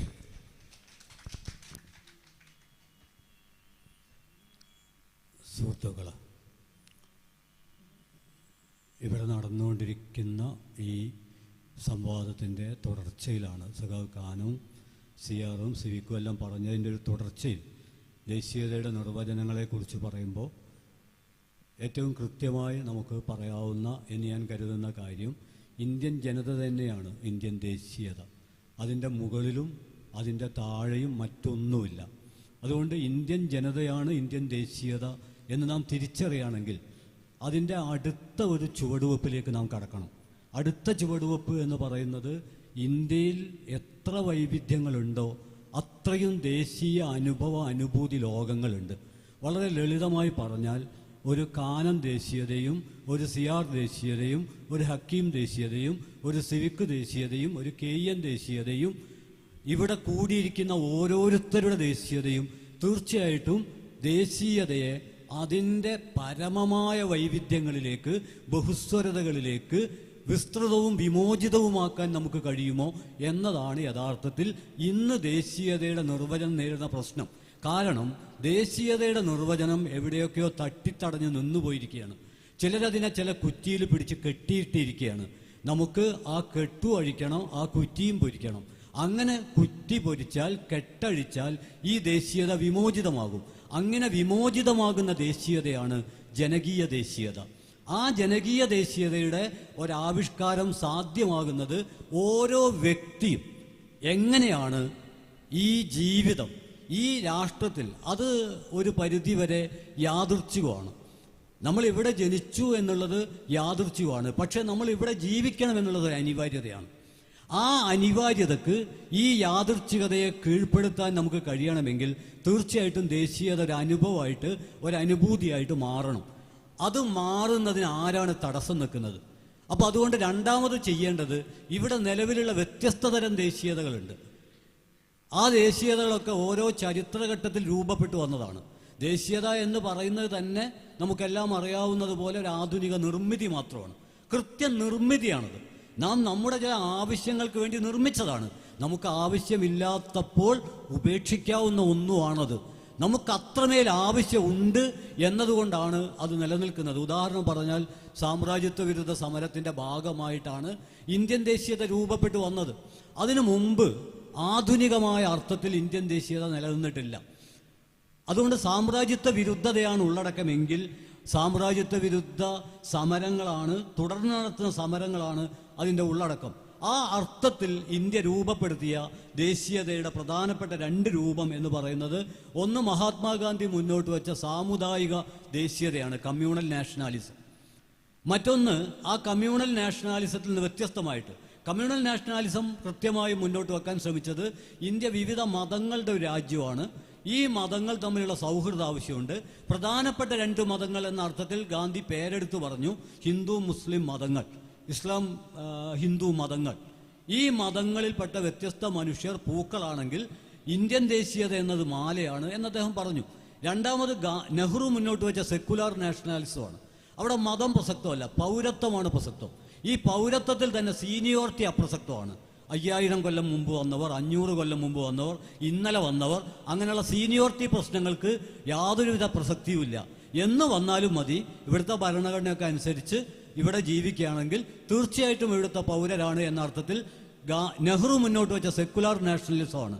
എന്നാൽ ഈ സാമ്രാജ്യത്വ വിരുദ്ധ സമരത്തിൻ്റെ രണ്ട് വ്യത്യസ്ത ആവിഷ്കാര പ്രകാരങ്ങൾ എന്ന അർത്ഥത്തിൽ ഈ രണ്ട് തരത്തിലുള്ള ദേശീയതയെയും പരിക്കേൽപ്പിക്കുന്ന ഹെജിമോണിക് നാഷണാലിസം എന്ന് പറയുന്ന മേൽക്കോയ്മ ദേശീയത ഇവിടെ രൂപപ്പെട്ടു വന്നു. അത് സാമ്രാജ്യത്വ വിരുദ്ധ സമരം നടക്കുന്ന സമയത്ത് തന്നെ ആ സമരത്തെ പൊളിക്കാൻ വേണ്ടി ഇവിടെ നിരന്തരം പ്രവർത്തിച്ചുകൊണ്ടിരുന്ന സംഘപരിവാറിൻ്റെ നേതൃത്വത്തിലാണ് ഹെജിമോണിക് നാഷണാലിസം. അതിൽ സത്യത്തിൽ നാഷണാലിസം എന്നത് ഒരു ഒട്ടിപ്പാണ്, അതിന് യാതൊരു അർത്ഥവുമില്ല, അതൊരു മേൽക്കോയ്മ മാത്രമാണ്. അത് ഇന്ത്യൻ ജനതയെ കീഴ്പ്പെടുത്തുന്നതിൻ്റെ ഭാഗമാണ്. എന്നാൽ അത്ഭുതകരമായി തോന്നാവുന്നത്, ഈ മേൽക്കോയ്മ ദേശീയതയുമായി ചേർന്ന് നിന്നുകൊണ്ടാണ് സ്വാതന്ത്ര്യാനന്തരം ഇവിടുത്തെ ഔദ്യോഗിക ദേശീയത എന്ന് പറയുന്ന ഒഫീഷ്യൽ നാഷണാലിസം രൂപപ്പെട്ടു വന്നത്. സത്യത്തിൽ നമ്മുടെ സാമുദായിക ദേശീയതയുടെയും അതോടൊപ്പം തന്നെ മതേതര ദേശീയതയുടെയും ഇത് രണ്ടിനും നിന്നും വ്യത്യസ്തമായിട്ട് അടിത്തട്ടിൽ നിന്നൊരു ജനകീയ ദേശീയത ഇവിടെ വികസിച്ചു വന്നിട്ടുണ്ട്. തൊഴിലാളി പ്രസ്ഥാനങ്ങൾ, കർഷക പ്രസ്ഥാനങ്ങൾ, നിരവധി സമരങ്ങൾ, അതിലൂടെ രൂപപ്പെട്ടു വന്ന അഖിലേന്ത്യാ തൊഴിലാളി സംഘടന, അഖിലേന്ത്യാ കർഷക സംഘടന, അഖിലേന്ത്യാ എഴുത്തുകാരുടെ സംഘടന, ഇങ്ങനെ ഇന്ത്യൻ യൂണിയൻ രൂപപ്പെടുന്നതിന് മുമ്പ് തന്നെ സാംസ്കാരികമായിട്ട് ഇന്ത്യൻ ജനത അടിത്തട്ടിൽ നിന്ന് വികസിപ്പിച്ച ഒരു ജനകീയ ദേശീയതയുണ്ട്. നാഷണൽ പോപ്പുലർ എന്ന് പറയുന്ന ഒരു ജനകീയ ദേശീയത. ഈ മൂന്ന് ദേശീയതക്കും പരിക്കേൽപ്പിക്കുന്നതാണ് ഹെജിമോണിക് നാഷണാലിസം എന്ന് പറയുന്നത്. അതിനോട് ചേർന്ന് നിന്നുകൊണ്ടാണ് സ്വാതന്ത്ര്യാനന്തരം ഒഫീഷ്യൽ നാഷണാലിസം വന്നത്. അതിൻ്റെ ഭാഗമായിട്ടാണ് നമ്മുടെ പതാകയെക്കുറിച്ച്, ദേശീയ ഗാനത്തെക്കുറിച്ചൊക്കെ നമ്മൾ പറയുന്നത്. അത് പ്രതീകങ്ങൾ മാത്രമാണ്, അത് റിച്വൽസ് മാത്രമാണ്, അനുഷ്ഠാനം മാത്രമാണ്, ദേശീയതയുടെ പൊരുളല്ല. എന്നാൽ ഇപ്പം സംഭവിച്ചുകൊണ്ടിരിക്കുന്നത് ദേശീയതയുടെ പൊരുൾ നമ്മൾ അവഗണിക്കുകയും പ്രതീകങ്ങളെയും അനുഷ്ഠാനങ്ങളെയും പരമപ്രധാനമായി പരിഗണിക്കുകയാണ്. അതിന് കാരണം ജനകീയമായ ഒരു ഐക്യം എന്നുള്ളതിനെ ഭയപ്പെടുന്ന ഒരു സർക്കാരാണ് ഇന്ന് ഇന്ത്യ ഭരിക്കുന്നത് എന്നുള്ളതാണ്. ജനങ്ങൾ തമ്മിലുള്ള ഒരടുപ്പത്തെ എങ്ങനെയെങ്കിലും അടിച്ച് തകർക്കണം. അത് അടിച്ച് തകർക്കാൻ ദേശീയതയെ തന്നെ ഉപയോഗിക്കാൻ കഴിയുമോ എന്ന വലിയൊരു പരീക്ഷണത്തിലൂടെയാണ് നടന്നു പോകുന്നത്. അതുകൊണ്ട് ഇന്നത്തെ ഇന്ത്യൻ പശ്ചാത്തലം എന്ന് പറയുന്നത് തീർച്ചയായിട്ടും ഞാൻ തുടക്കത്തിൽ ചൂണ്ടിക്കാണിച്ച പോലെ ദേശീയത എന്ന് പറയുന്നത് ഇവിടെ ജീവിക്കുന്ന ഓരോ ആളും ഇവിടുത്തെ ദേശീയത തന്നെയാണ്. അതുകൊണ്ട് പുതിയൊരു നിർവചനം നമുക്ക് നിർമ്മിച്ചെടുക്കേണ്ട കാര്യമില്ല. അതേസമയം തന്നെ നമ്മുടെ മേൽ കെട്ടിവെച്ച ഒരു മേൽക്കോയ്മ നിർവചനത്തെ നാം നിരാകരിക്കേണ്ടതുണ്ട്. അത് നിരാകരിച്ചുകൊണ്ട് ഇവിടെ ജീവിക്കുന്ന, പ്രതികരിക്കുന്ന, പ്രതിഷേധിക്കുന്ന, ഒത്തുചേരുന്ന, അടിച്ചു പിരിയുന്ന ഇന്ത്യയിലെ ജനത തന്നെയാണ് ഇന്ത്യൻ ദേശീയത. അവരാണത് നിർമ്മിച്ചത്. അവർക്ക് ആവശ്യമുള്ളത് കൊണ്ടാണ് അത് നിർമ്മിച്ചത്. അവർക്ക് ആവശ്യമില്ലാതിരിക്കുമ്പോൾ തീർച്ചയായിട്ടും അത് അപ്രസക്തമായി തീരും. അതുകൊണ്ട് ചരിത്രത്തിൽ ഒരു പ്രത്യേക ഘട്ടത്തിൽ രൂപം കൊള്ളുകയും മറ്റൊരു പ്രത്യേക ഘട്ടത്തിൽ ഒരുപക്ഷെ അപ്രത്യക്ഷമാവുകയും പോലും ചെയ്യാൻ സാധ്യതയുള്ള ഈ ദേശീയതയ്ക്ക് പിന്നെ എന്ത് പ്രസക്തി എന്ന് ആലോചിക്കുമ്പോൾ ഒരു വാചകം കൂടി ഞാൻ കൂട്ടിച്ചേർക്കാം. ഈ ദേശീയത സാർവദേശീയതയിലേക്കുള്ള ഒരു വഴിയാണ്. നേരത്തെ CR ജോലിയ കവിത സിവിക്ക് ചൂണ്ടിക്കാണിച്ചത് കാനം എല്ലാവരും പറഞ്ഞ ആ മൗലികമായ കാര്യം എന്ന് പറയുന്നത് സാർവദേശീയത എന്നതാണ്. പക്ഷേ നമുക്ക് കുറച്ചുകൂടി തത്വചിന്താപരമായി അതിനെ പ്രാപഞ്ചികതയിലേക്ക് എന്നുകൂടി കൂട്ടിച്ചേർക്കാവുന്നതാണ്. അതായത് സാർവദേശീയത ഒക്കെ ഉൾക്കൊള്ളുന്ന നിരവധി സാർവദേശീയതകൾക്ക് നൃത്തം ചവിട്ടാൻ മാത്രം വിസ്തൃതമായ ഒരു പ്രാപഞ്ചികതയിലേക്ക് പോലും തുറന്നു വെക്കേണ്ട ഒന്നാണ്. എന്നാൽ ഇന്ത്യൻ സർക്കാർ സാർവദേശീയതയിലേക്കും പ്രാപഞ്ചികതയിലേക്കുമുള്ള ദേശീയതയുടെ വഴി അടച്ചു കെട്ടാനാണ് ശ്രമിക്കുന്നത്. അവരിതിനെ ഒരു തടവറയാക്കാനാണ് നോക്കുന്നത്. ജനാധിപത്യം പറയേണ്ടതുണ്ട്, ദേശീയത ഒരു തടവറയല്ല, അതൊരു സ്വാതന്ത്ര്യമാണ്. നാം സ്വതന്ത്രരായിരിക്കുമ്പോഴാണ്, നാം സുരക്ഷിതമായിരിക്കുമ്പോഴാണ്, നാം സംതൃപ്തരായിരിക്കുമ്പോഴാണ്, നാം പരസ്പരം ഐക്യപ്പെടുമ്പോഴാണ് അതിൻ്റെ ആകത്തുകയായി ഒരു ദേശീയത രൂപം കൊള്ളുന്നത്. എവിടെ സ്വാതന്ത്ര്യം ഇല്ലാതാകുന്നുവോ, എവിടെ അഭിപ്രായ പ്രകടനം ചോദ്യം ചെയ്യപ്പെടുന്നുവോ, എവിടെ ഐക്യം ശിഥിലമാകുന്നുവോ അവിടെ ദേശീയത നിലനിൽക്കുകയില്ല എന്ന കാര്യം നാം തിരിച്ചറിയേണ്ടതുണ്ട്.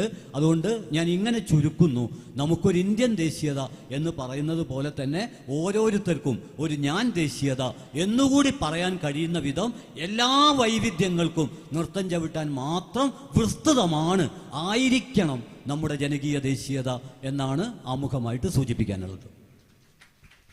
ഗാന്ധിയും നെഹ്റുവും സ്വപ്നം കണ്ട മുന്നോട്ട് വെച്ച ദേശീയതയ്ക്കപ്പുറത്തേക്ക് കൺസ്ട്രക്റ്റ് ചെയ്യപ്പെട്ട ഒരു ദേശീയതയും അതുണ്ടാക്കുന്ന അപകടകരമായ അവസ്ഥയുമാണ് KN ചൂണ്ടിക്കാണിച്ചത്.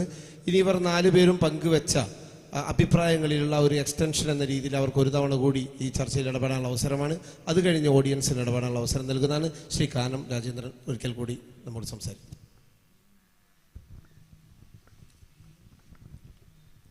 ഇവിടെ പങ്കുവച്ച ആശയങ്ങൾ തമ്മിൽ മൗലികമായ ഭിന്നതകൾ ഒന്നുമില്ല. ഓരോ വീക്ഷണങ്ങളും ഏതാണ്ട് ഒരേ കാര്യത്തെ നിരവധി ആളുകൾ വീക്ഷിക്കുമ്പോൾ എങ്ങനെ ഉണ്ടാകുന്നു എന്ന തരത്തിലുള്ള വ്യത്യാസങ്ങൾ മാത്രമേ ഉള്ളൂ. പക്ഷേ സിവിക് ഇവിടെ ചൂണ്ടിക്കാണിച്ച ദേശീയതയുടെ പ്രതിനിധികളെ വിളിച്ചില്ല എന്ന് പറയുന്ന ആ അഭിപ്രായത്തോടെ അവർ ദേശീയതയുടെ പ്രതിനിധികളല്ല, കപട ദേശീയതയുടെ പ്രതിനിധികളാണ്. അതുകൊണ്ട് അവരുടെ മേൽ ദേശീയതയുടെ കുറ്റം ആരോപിക്കാൻ പാടില്ല എന്നാണ് എനിക്ക് തോന്നുന്നത്. കാരണം ലോകത്തെവിടെയും ഇപ്പോൾ ആഗോളീകരണത്തിൻ്റെ 25 വർഷം 30 വർഷമായി. അതിൻ്റെ ആ കാലഘട്ടത്തിൽ ജനങ്ങൾക്കുണ്ടാകുന്ന ദുരിതങ്ങളെ ദേശീയതയുടെ പേര് പറഞ്ഞ് കൈകാര്യം ചെയ്യാനാണ് പല രാജ്യങ്ങളിലും ശ്രമിച്ചിരിക്കൊണ്ടിരിക്കുന്നത്. അതിപ്പോൾ യൂറോപ്പിലും ലാറ്റിൻ അമേരിക്കയിലും ഏഷ്യയിലും എല്ലാം അനുഭവങ്ങളുണ്ട്. അപ്പോൾ ജനങ്ങളുടെ ദുരിതത്തെ ഈ ദേശീയതയുടെ പേര് പറഞ്ഞ് എങ്ങനെ തങ്ങൾക്ക് മുതൽ കൂട്ടാനാകും എന്ന് ചിന്തിക്കുന്ന വലതുപക്ഷ രാഷ്ട്രീയത്തിൻ്റെ വക്താക്കളാണ് അവർ. ഇപ്പോൾ കഴിഞ്ഞ ദിവസം ഒരു മന്ത്രി പ്രസംഗിച്ചതായി മാധ്യമങ്ങളിൽ വായിക്കാൻ കഴിഞ്ഞു. പ്രധാനമന്ത്രിയെ എതിർക്കുന്നവരെല്ലാം രാജ്യദ്രോഹികളാണ്. അങ്ങനെ ഒരു സമീപനത്തിൽ നമുക്ക് എത്താൻ പറ്റുമോ? പ്രധാനമന്ത്രി എതിർക്കുന്നവരെല്ലാം രാജ്യദ്രോഹികളാണ് എന്നൊരു മന്ത്രി പറഞ്ഞാൽ അദ്ദേഹം ചെയ്തത് ശരിയാണെന്ന് നമുക്ക് രാജ്യത്ത് ആർക്കെങ്കിലും ചിന്തിക്കാൻ പറ്റുമോ? ഇതുപോലെയുള്ള തെറ്റായിട്ടുള്ള പല നടപടികളും സ്വീകരിച്ച് ഈ കപട ദേശീയത പ്രചരിപ്പിച്ച് ഒരു മതാധിഷ്ഠിത രാജ്യത്തേക്ക് ആക്കി നമ്മളെ മാറ്റുന്നതിന് വേണ്ടിയിട്ടുള്ള ശ്രമമാണ് ഇപ്പോൾ സംഘടിതമായി ഇവിടെ നടന്നുകൊണ്ടിരിക്കുന്നത്. 1930 കമ്മ്യൂണിസ്റ്റ് പാർട്ടി പാസാക്കിയ പ്രമേയത്തിൽ 5 വർഷമായുള്ളൂ പാർട്ടി രൂപീകരിച്ചിട്ട്. ആ സമയത്ത് പറഞ്ഞു സാമൂഹ്യ നീതിയാണ് നമ്മുടെ രാജ്യത്തിൻ്റെ സ്വാതന്ത്ര്യത്തിനുള്ള വേണ്ടിയുള്ള പോരാട്ടത്തിൽ ഏറ്റവും പ്രധാനം എന്ന്. ഇന്നും അതേ സാമൂഹ്യ നീതിയാണ് നമ്മുടെ രാജ്യത്തിൻ്റെ പുരോഗതിക്ക് വേണ്ടിയുള്ള പോരാട്ടത്തിൽ ഏറ്റവും പ്രധാനം. ആ സാമൂഹ്യ നീതി ഭൂരിപക്ഷം ജനങ്ങൾക്ക് നിഷേധിക്കുകയും ഇവിടെ KN സൂചിപ്പിച്ചതുപോലെ അവരുടെ മേൽ ചില തീരുമാനങ്ങൾ അടിച്ചേൽപ്പിക്കുകയും ചെയ്യുന്ന ഒരു സംവിധാനത്തിൻ്റെ പ്രതിനിധികളാണ് ഇന്ന് ദേശീയതയെക്കുറിച്ച് പഠിപ്പിക്കുന്നതും ദേശീയതയെക്കുറിച്ച് പ്രസംഗിക്കുന്നതും നമ്മൾ അങ്ങനെയാകണം ഇങ്ങനെയാകണം എന്ന് പറയുകയും ചെയ്തുകൊണ്ടിരിക്കുന്നത്. അവർക്കതൊന്നും പറയാനുള്ള അവകാശമില്ല. ഇവിടെ ചൂണ്ടിക്കാണിച്ച ദേശീയ സ്വാതന്ത്ര്യ സമരത്തിൻ്റെ 100 വർഷക്കാലത്തെ ചരിത്രത്തിൽ ഒരു ചെറിയ മുഹൂർത്തത്തെങ്കിലും അവർ ഈ സ്വാതന്ത്ര്യ സമരത്തോടൊപ്പം നിന്ന് ഈ കോളനി വാഴ്ചയ്ക്കെതിരായിട്ടുള്ള പോരാട്ടത്തിൽ സഹകരിച്ചു എന്ന് തെളിയിക്കാൻ ചരിത്രരേഖകളൊന്നുമില്ല. ഇപ്പോൾ അതുകൊണ്ടാണ് ICHR ഇപ്പോൾ അതിൻ്റെ ആളുകളെ മാറ്റി ഇനി പുതിയ ചരിത്ര നിർമ്മിതിക്ക് വേണ്ടിയുള്ള ശ്രമം നടത്തുകയാണ്. തങ്ങളുടെ ദേശബോധം തെളിയിക്കാൻ Indian council for historic research പോലെയുള്ള വളരെ പ്രധാനപ്പെട്ട ദേശീയ സ്ഥാപനങ്ങളെ പോലും അതിനെ ഉടച്ചു വാർത്ത് RSSകാരുടെ നിയന്ത്രണത്തിൽ ആക്കുകയാണ്. അപ്പോൾ ഇവിടെ സൂചിപ്പിച്ചതുപോലെ എല്ലാവരും പറഞ്ഞതുപോലെ ഇന്ത്യൻ ജനതയാണ് നമ്മുടെ ദേശീയത. അവരുടെ അവരുടെ യോജിപ്പാണ് ഈ രാജ്യത്തെ ഒരുമിപ്പിച്ച് നിർത്താൻ കഴിവുള്ള ഏറ്റവും വലിയ പ്രത്യയശാസ്ത്രം എന്ന് നമുക്ക് തിരിച്ചറിയാൻ കഴിയണം. അതേപോലെ തന്നെ അതിനെ വിഭജിക്കാനുള്ള ശ്രമമാണ് മതത്തിൻ്റെ പേരിൽ, ജാതിയുടെ പേരിൽ, വർഗീയതയുടെ പേരിൽ വിഭജിക്കാനുള്ള ശ്രമമാണ് ഈ ദേശീയതയെ തകർക്കാനുള്ള ശ്രമമായി നമ്മൾ തിരിച്ചറിയേണ്ടത്. അത്തരം ശക്തികൾക്ക് ചുട്ട മറുപടി കൊടുക്കാൻ നമ്മുടെ രാജ്യത്തെ ജനങ്ങൾക്ക് കഴിയട്ടെ എന്ന് മാത്രമേ ഞാൻ ഈ അവസരത്തിൽ പറയുന്നു. വളരെ ചെറിയ ചില പ്രതികരണങ്ങൾ മാത്രമാണ്. അതിലൊന്നാമത്തെ കാര്യം, സിവിക്ക് ആരംഭിച്ചത് വള്ളത്തോളിൻ്റെ കവിതയാണ്. അതിന് കേസരി പറഞ്ഞ മറുപടി കൂടി പറഞ്ഞാലേ നമുക്കത് പൂർത്തിയാവുള്ളൂ. കേസരി ബാലകൃഷ്ണപിള്ള പറഞ്ഞ മറുപടിയുണ്ട്. ഭാരതം കേരളം എന്നൊക്കെ പറഞ്ഞപ്പോൾ തൃശ്ശൂരിൽ നിന്ന് കേട്ടാൽ എന്താ ചെയ്യേണ്ടത്, പറവൂരിൽ നിന്ന് കേട്ടാൽ എന്താ ചെയ്യേണ്ടത്, എൻ്റെ വീട്ടുപേര് കേട്ടാൽ ഞാൻ പിന്നെ എന്ത് ചെയ്യണം, പിന്നെ അതിനപ്പുറത്തേക്ക് പോകാൻ പറ്റില്ലല്ലോ, അപ്പോൾ കൂടുതൽ രക്തം പിന്നെ എന്തുണ്ടാവുന്നുണ്ട്. ഇപ്പോൾ ഗ്ലോബലൈസേഷനെ കുറിച്ച് പറഞ്ഞു. ഗ്ലോബലൈസേഷനെ കുറിച്ചുള്ള അരുന്ധതി റോയുടെ വളരെ പ്രസിദ്ധമായ ഒരു കമൻ്റ് ഉണ്ട്. ലോകത്ത് എല്ലാ ഉൽപ്പന്നങ്ങളും ഒരതിർത്തികളുമില്ലാതെ അങ്ങോട്ടും ഇങ്ങോട്ടും സഞ്ചരിക്കാവുന്ന ഒരു ഗ്ലോബലൈസേഷൻ. പക്ഷേ അതിർത്തി ആകെ തടസ്സമാകുന്നത് മനുഷ്യർക്ക് മാത്രമാണ് എന്നാണ്. മനുഷ്യർക്ക് അങ്ങോട്ടും ഇങ്ങോട്ടും കിടക്കണമെങ്കിൽ ഒരുപാട് പരിമിതികളുണ്ട്. വിസ H1, N1, B1 എന്നൊക്കെ പറഞ്ഞ വിസകളൊക്കെ ഉണ്ട്. പക്ഷേ ഉൽപ്പന്നങ്ങൾക്ക് അങ്ങനെ പോകാനില്ല. അപ്പോൾ തീർച്ചയായിട്ടും ഈ ദേശീയത, ഇപ്പോൾ ഇവിടെ പറഞ്ഞ ഇന്ത്യയിൽ ഇന്ന് പുതിയ ദേശീയത പറയുന്ന ആളുകളൊക്കെ തന്നെ ഈ ഉൽപ്പന്നങ്ങളുടെയും മൂലധനത്തിൻ്റെയും സാർവദേശീയതയ്ക്ക് ഒരിക്കലും അവർ തടസ്സമായിട്ടില്ല. അത് പാകിസ്ഥാനിൽ നിന്ന് വന്നാലും പാകിസ്ഥാൻ മൂലധനം ഇന്ത്യയിൽ നിക്ഷേപിച്ചാലൊന്നും ഇവിടെ ആർക്കും യാതൊരു വിരോധമില്ല. പക്ഷേ സിംഗപ്പൂരിൽ ഇരുന്ന് ചെയ്യണം എന്ന് മാത്രമേ ഉള്ളൂ. മറ്റൊന്ന്, ഇപ്പോൾ ഇന്ത്യയുടെ ഭരണഘടനയെക്കുറിച്ച് ഫെഡറൽ യൂണിറ്ററി ഈ സംവാദം വളരെ വളരെ വളരെ ശക്തമായി ഇതും നടന്നൊരു കാര്യമാണ്. ഇപ്പം സിവിക്ക് പറഞ്ഞതുപോലെ USSR പോലെ വേണോ, USA പോലെ വേണോ, UK പോലെ വേണോ, ഇങ്ങനെയൊക്കെയുള്ള സംവാദം നടന്നാണ്. പിന്നെ അതും ഇപ്പോഴും പറയുന്നത് സെമി ഫെഡറൽ സെമി യൂണിറ്ററി എന്നാണ് ഇന്ത്യൻ ഭരണഘടനയെ നിർവചിക്കുന്നത്. പൂർണ്ണമായും ഫെഡറലും അല്ല. അങ്ങനെയാണ് നമ്മൾ നിയമം പഠിച്ചപ്പോൾ കണ്ടിട്ടുള്ള ഒരു കാര്യം. ഞാനത് ചേർത്ത് പറയാൻ വേണ്ടിയാണ്. മറ്റൊന്ന്, ഫാസിസ്റ്റ് വിരുദ്ധ മുന്നണിയെക്കുറിച്ചുള്ള സിവിക്കിൻ്റെ ചോദ്യങ്ങൾ വളരെ പ്രസക്തമായ ചോദ്യങ്ങളാണ്. KNൻ്റെ ദേശീയതയെക്കുറിച്ചുള്ള മൂന്നാമത്തെ സങ്കല്പം, ജനകീയമായ ദേശീയത ഉയർന്നു വന്ന സങ്കല്പവും അതും തമ്മിൽ എവിടെയെങ്കിലും നമുക്ക് കൂട്ടിമുട്ടിക്കേണ്ടതുണ്ട് എന്നാണ് എനിക്ക് തോന്നുന്നത്. കാരണം ഇന്ന് അങ്ങനെ ഉയർന്നു വന്നൊരു ദേശീയതയും എല്ലാത്തിനെയും ഉൾക്കൊള്ളാൻ കഴിയുന്ന ഒന്നായി അതിനെ വളർത്തിയെടുക്കേണ്ടതുണ്ട്. അത് അത്ര വളർന്നിട്ടില്ല എന്നൊരു വിമർശനമുള്ള ആളാണ് ഞാനും. കാരണം ഇപ്പോൾ സ്വാതന്ത്ര്യ സമരകാലത്ത് തന്നെ ഉയർന്നു വന്ന ദേശീയതയിൽ, ആ ജനകീയമായി വളർന്നു വന്ന ദേശീയതയിൽ ഇന്ത്യയിലെ മുഴുവൻ ജനങ്ങളുടെയും ഉൾക്കൊള്ളാൻ നമുക്ക് കഴിഞ്ഞിട്ടുണ്ടോ? ഇപ്പോഴും കഴിയുന്നുണ്ടോ? അതുകൊണ്ടാണ് ഒരുപക്ഷെ സിവിക്ക് കുട്ടിയും കോലും കളി എന്ന് പറഞ്ഞത്. നമുക്ക് കുട്ടിയോ കോലോ ബാറ്റോ എന്ത് വേണമെങ്കിൽ എടുക്കാം. പ്രശ്നം എല്ലാം ഉൾക്കൊള്ളാൻ കഴിയണം എന്നുള്ളതാണ്. അങ്ങനെ ഉൾക്കൊള്ളുന്ന ഒരു വിശാലമായ ഒരു ഫാസിസ്റ്റ് വിരുദ്ധ മുന്നണിയോ അല്ലെങ്കിൽ ഒരു ഇന്ത്യൻ ദേശീയ മുന്നണിയോ, നമുക്ക് വേണമെങ്കിൽ അങ്ങനെ പറയാം, ഒരു ഇന്ത്യൻ ദേശീയതയ്ക്കുള്ള, ശരിയായ ഇന്ത്യൻ ദേശീയതയ്ക്കുള്ള ഒരു മുന്നണിയോ കൊണ്ടല്ലാതെ ഫാസിസത്തെ നേരിടാൻ പറ്റില്ല എന്ന സിവിക്കിൻ്റെ അഭിപ്രായത്തോട് ഞാൻ യോജിക്കുന്നു. അതിന് വളരെ വലിയ ഒരു വിശാലമായ അടിസ്ഥാനം ഉണ്ടാകണം. അതിൻ്റെ മൂല്യങ്ങൾ എന്തായിരിക്കണം, അതിൻ്റെ ഏത് ചട്ടക്കൂടിനകത്തുനിന്ന് ചെയ്യണം.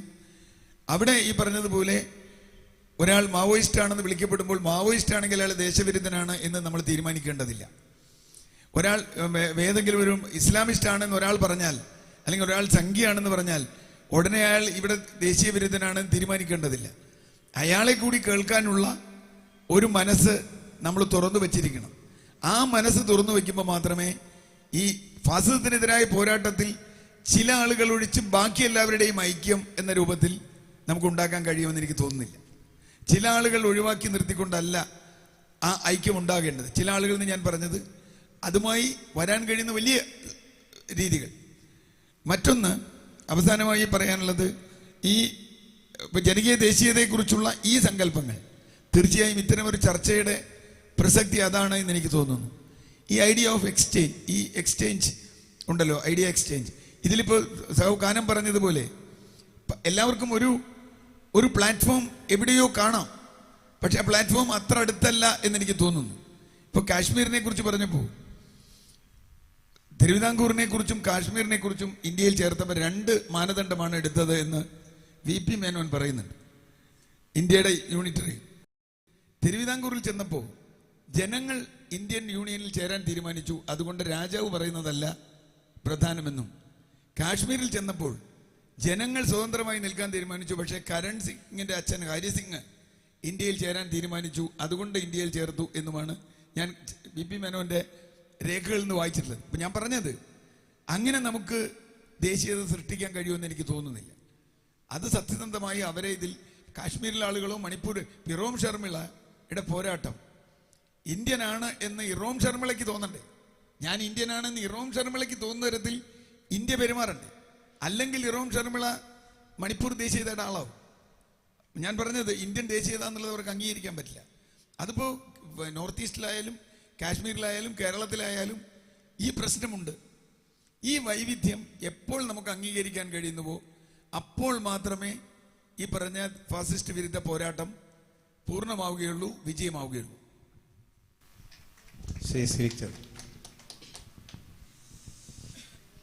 തൊപ്പികൾ അങ്ങോട്ടും ഇങ്ങോട്ടും എറിഞ്ഞു കളിക്കുന്നതിൽ എനിക്ക് താല്പര്യമില്ല. അതുകൊണ്ട് ഞാൻ കാനം രാജേന്ദ്രനെ ഒരിക്കൽ കൂടി കാനംജി എന്ന് വിളിക്കാൻ വിസമ്മതിക്കുന്നു. ഒരേ വിഷയത്തെക്കുറിച്ച് പല സംഘങ്ങൾ അടുത്തടുത്ത് നിരാഹാരം നടത്തുന്നു, സമരം നടത്തുന്നു.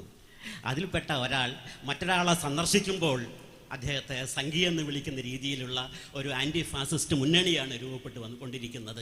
അതിനെയാണ് ഞാൻ ചേർക്കുന്നത്. സ്വാഭാവികമായും എങ്ങനെയാണ് ഫാസിസത്തിനെതിരായ നിലപാടുകൾ, ഒറ്റ കാര്യം ഞാൻ പറയാം. ഇപ്പം ഈയിടെ ദേശീയതയുമായി ബന്ധപ്പെട്ടുകൊണ്ട് ചന്ദ്രിക വാരികയിലും മാതൃഭൂമി വാരികയിലും ഒരു അഭിമുഖ സംഭാഷണം നടത്തുകയുണ്ടായി MGS നാരായണൻ. അപ്പോൾ സ്വാഭാവികമായും ഞങ്ങൾ കോഴിക്കോട് ഒരു MGSന്റെ ദേശീയതയെക്കുറിച്ചുള്ള ഒരു പ്രഭാഷണ പരമ്പരയും നടത്തുകൊണ്ട് ഏതാണ്ട് വളരെ കൃത്യമായ ഒരു നിലപാട് ദേശീയതയുമായി ബന്ധപ്പെട്ടുകൊണ്ട്, ദേശീയ ഗാനവുമായി ബന്ധപ്പെട്ടുകൊണ്ട് MGS സ്വീകരിച്ചതാണ്. ഇതിനോടുള്ള സംഘികളുടെ പ്രതികരണം നോക്കൂ. ഏറ്റവും ഒടുവിലത്തെ കേസരിയുടെ കവർ സ്റ്റോറി MGS ആണ്. MGSനെ ആക്രമിക്കും, വീഴ്ത്തുമെന്നല്ലേ കരുതുന്നത്? അല്ല, രാജൻ കുരുക്കളെയും മൈക്കിൾ തരകരെയും ഒക്കെ വെച്ചുകൊണ്ട് സ്വാഭാവികമായും അത് എത്ര അഭിപ്രായ വ്യത്യാസം ഉണ്ടെങ്കിലും വിട്ടുകൊടുക്കില്ല MGSനെ ഞങ്ങൾ എന്നാണ് സംഘികൾ. ഇതാണ് സംഘികളിൽ നിന്ന് പഠിക്കേണ്ട ഒരു ഐക്യബോധം എന്ന് പറയുന്നത്. ഇതില്ല. സ്വാഭാവികമായും ഒരേ മുന്നണിയിലെ പ്രധാന പാർട്ട്ണറായിരിക്കുമ്പോഴാണ് അതിൽപ്പെട്ട പിന്നെ ഒരാളെ അതിൻ്റെ നേതാവിനെ, സംസ്ഥാന സെക്രട്ടറിയെ നിങ്ങൾ കാനംജി എന്ന് വിളിക്കുന്നത്. അതുകൊണ്ടാണ് സ്വാഭാവികമായും ഫാസിസ്റ്റ് വിരുദ്ധ മുന്നണി ഉണ്ടാവണമെങ്കിൽ കുട്ടിയും കോലും കളിക്കാൻ അറിഞ്ഞാൽ പോരാ, ഫാസിസ്റ്റ് വിരുദ്ധ സമരത്തിൻ്റെ ഡൈനാമിക്സ് മനസ്സിലാക്കണം എന്ന് ഞാൻ പറഞ്ഞുകൊണ്ട് വരുന്നത്. ഇപ്പോൾ സാക്ഷാൽ പിന്നെ സർവ്വദേശീയയെക്കുറിച്ച് പറഞ്ഞ സാക്ഷാൽ മാർക്സ് ജർമ്മനിയിലാണ്. ജർമ്മനി അതേ ജർമ്മനിയിൽ നിന്നാണ് ഫാസിസം രൂപപ്പെട്ടു വന്നത്. സ്വന്തം കാൽക്കീഴിലുള്ള കൺമുന്നിലുള്ള ഫാസിസത്തെ ദേശീയത ഫാസിസമായി വളരുന്നതിനെ കാണാനായിട്ട് കഴിഞ്ഞില്ല. യുഗങ്ങൾക്കപ്പുറത്തേക്ക്, വർഗങ്ങൾക്കപ്പുറത്തേക്ക് കാര്യങ്ങളെ കാണാൻ മാർക്സിന് കഴിഞ്ഞു. പക്ഷെ കൺമുന്നിലുള്ള ഫാസിസത്തെ കാണാൻ കഴിഞ്ഞില്ല. മാത്രമല്ല പിന്നെ ജർമ്മനിയിലെയും ഇറ്റലിയിലെയും ഇടതുപക്ഷത്തിൻ്റെ പരാജയത്തിൽ നിന്നാണ് യഥാർത്ഥത്തിൽ വരുന്നത് തന്നെ. ഇന്ത്യയിൽ ഫാസിസം വരുന്നത് കോൺഗ്രസിൻ്റെയും ഇടതുപക്ഷ കക്ഷികളുടെയും പരാജയത്തിൽ നിന്നാണ്. അതുകൊണ്ട് സ്വന്തം പരാജയത്തിൽ നിന്നാണ് നമ്മൾ ഈ ഭൂതത്തെ വിളിച്ചു വരുത്തുന്നത്. അതുകൊണ്ട് ആത്മവിമർശനപരമായി നമുക്കിത് പരിശോധിക്കാൻ കഴിയണം. എന്തുകൊണ്ട് ഫാസിസം? ഇതിൽ നിന്ന് മാത്രമേ ഒരു ആൻറ്റി ഫാസിസ്റ്റ് മുന്നണി രൂപപ്പെട്ടു വരാൻ കഴിയൂ. ഈ ഫാസിസ്റ്റ് വിരുദ്ധ അതിൻ്റെ ഒരു സ്പിരിറ്റ് ഒരുപക്ഷെ ഏറ്റവും കൂടുതൽ മനസ്സിലാക്കിയിട്ടുള്ളത് ഞാൻ ഇപ്പോഴത്തെ ഗാന്ധിയന്മാരെ കുറിച്ചല്ല, 25 വർഷം മുമ്പ് വൈപ്പിൻ്റെ പതാക ഉയർത്തിക്കൊണ്ട് വൈപ്പിൻ്റെ സ്വാതന്ത്ര്യം പ്രഖ്യാപിക്കാൻ ഒരു ശ്രമം ഗാന്ധിയന്മാർ നടത്തുകയുണ്ട്. അവർ വൈപ്പിൻ്റെ പതാക ഉയർത്തി. ഇങ്ങനെയാണ് ഓരോ പ്രദേശത്തുനിന്നും കെയ്യൻ പറഞ്ഞതുപോലെ ഓരോരുത്തരും ദേശമാകുന്നത്. അങ്ങനെയാണ് ഓരോ എഴുത്തുകാരനും സ്വയം പ്രഖ്യാപിത റിപ്പബ്ലിക്കാണ്. ഈ അർത്ഥത്തിലാണ് 7 ലക്ഷം റിപ്പബ്ലിക്കുകൾ എന്ന സങ്കല്പം തന്നെ നമ്മൾ മുന്നോട്ട് കൊണ്ടുപോകേണ്ടത്. ഈ അർത്ഥത്തിലുള്ള ഒരു ആൻറ്റി ഫാസിസത്തെക്കുറിച്ചുള്ള നമ്മുടെ വികാരവും നമ്മുടെ എതിർപ്പും ഫാസിസ്റ്റ് വിരുദ്ധ വികാരവും പുനഃപരിശോധിക്കേണ്ടതുണ്ട്. ഇതിന് നേരിട്ട് നമുക്ക് അവരെ തന്നെ അഭിമുഖീകരിക്കാൻ കഴിയണം, അവരെ തന്നെ വിളിച്ചു വരുത്താൻ കഴിയണം, അവരോട് നേരിടാൻ കഴിയണം, അവരെ തുറന്നു കാണിക്കാൻ കഴിയണം, അവരെ പിന്നെ അടിച്ച് താഴെയിടാൻ കഴിയണം ആശയപരമായി. അതിനുള്ള ആത്മവിശ്വാസക്കുറവുണ്ടോ നമ്മുടെ ഇടതുപക്ഷ സുഹൃത്തുക്കൾക്ക്? അതാണ് ഞാൻ ഉന്നയിക്കാൻ ശ്രമിച്ചത്. തുടക്കത്തിൽ KN തന്റെ നിലപാടുകൾ വ്യക്തമാക്കി. പക്ഷേ സിവിക്ക് ആദ്യമേ ഉന്നയിച്ച, ഇപ്പോൾ വീണ്ടും ആവർത്തിച്ച നിലപാടിനോട് അദ്ദേഹത്തിൻ്റെ പ്രതികരണം തീർച്ചയായും നമുക്ക് അറിയേണ്ടതുണ്ട്. കാരണം കേരളത്തിൻ്റെ ഇടതുപക്ഷം ഈ സംഘീയ രാഷ്ട്രീയത്തെ നേരിടുന്നതിൽ വളരെ ഭയപ്പെടുന്നുണ്ടോ? അവരെ കൂടി ചേർത്ത് വെച്ചുകൊണ്ടുള്ള ജനാധിപത്യ സംവാദങ്ങൾക്ക് എന്തുകൊണ്ടാണ് ഇടതുപക്ഷം തയ്യാറാവാത്തത് എന്ന് ഇടതുപക്ഷ പ്രസ്ഥാനങ്ങളുടെ കരുത്തരായ 2 പേർ ഇരിക്കുന്ന വേദിയിൽ വെച്ചുകൊണ്ടാണ് സിവിക്ക് വീണ്ടും ചോദിക്കുന്നത്. തീർച്ചയായും അതിനുള്ള ഉത്തരമാണ് ഞങ്ങൾ KN എന്ന് പ്രതീക്ഷിക്കുന്നത്.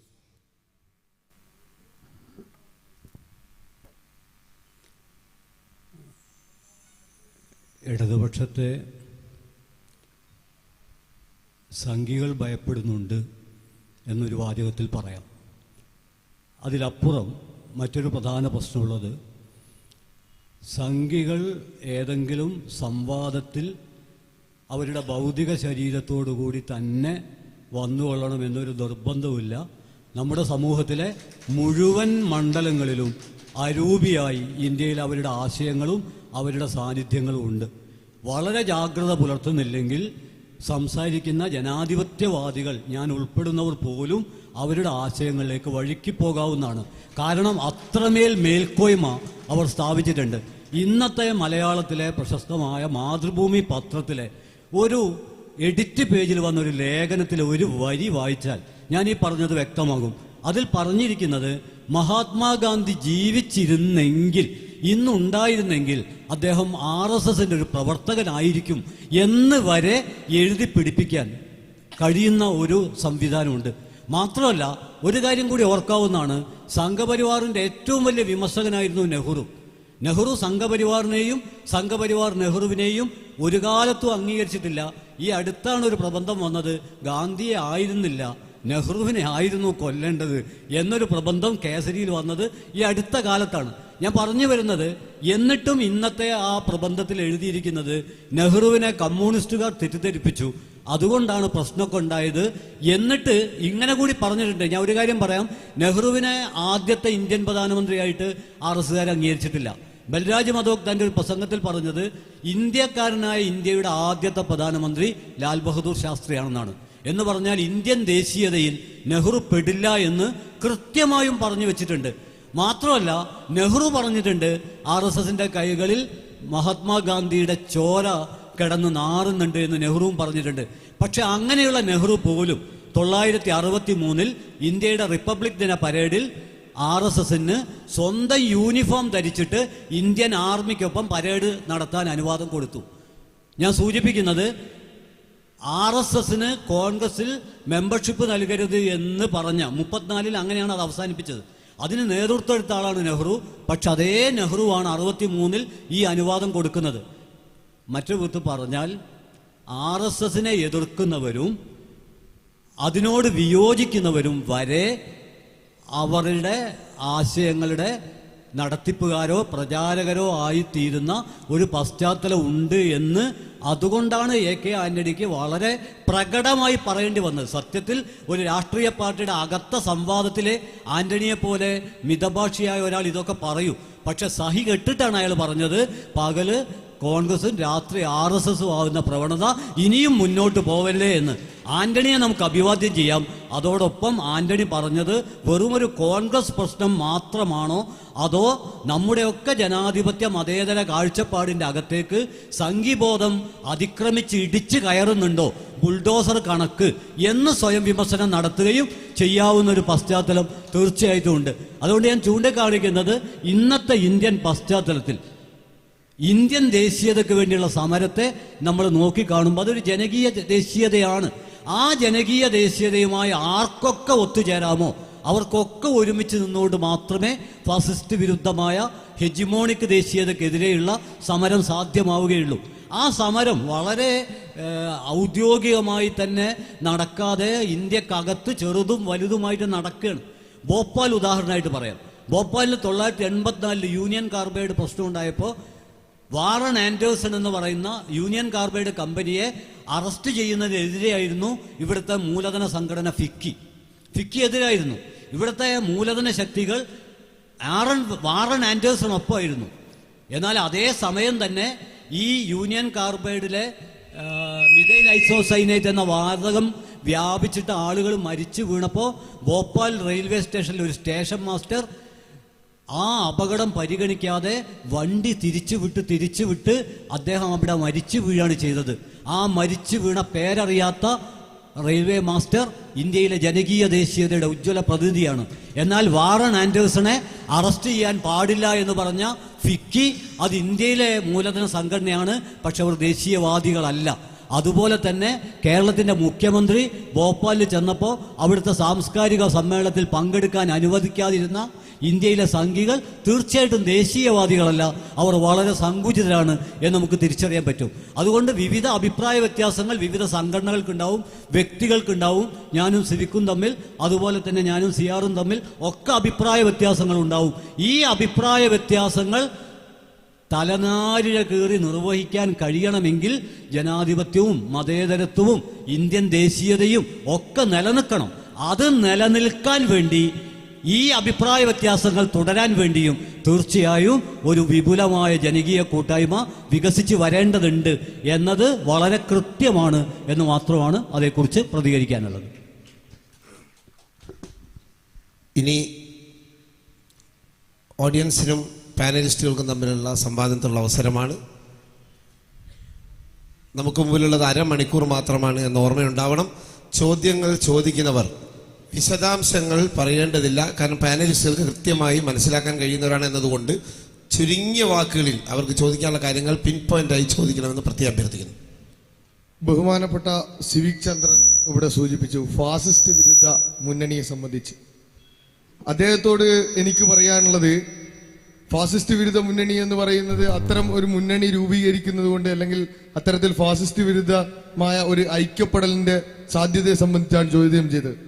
കേരളത്തിന്റെ പ്രിയപ്പെട്ട എഴുത്തുകാരൻ MN വിജയന്റെ ഒരു വാചകമുണ്ട്, ഫാസിസത്തെ പ്രതിരോധിക്കേണ്ടത് ഫാസിസം കൊണ്ടാണ്.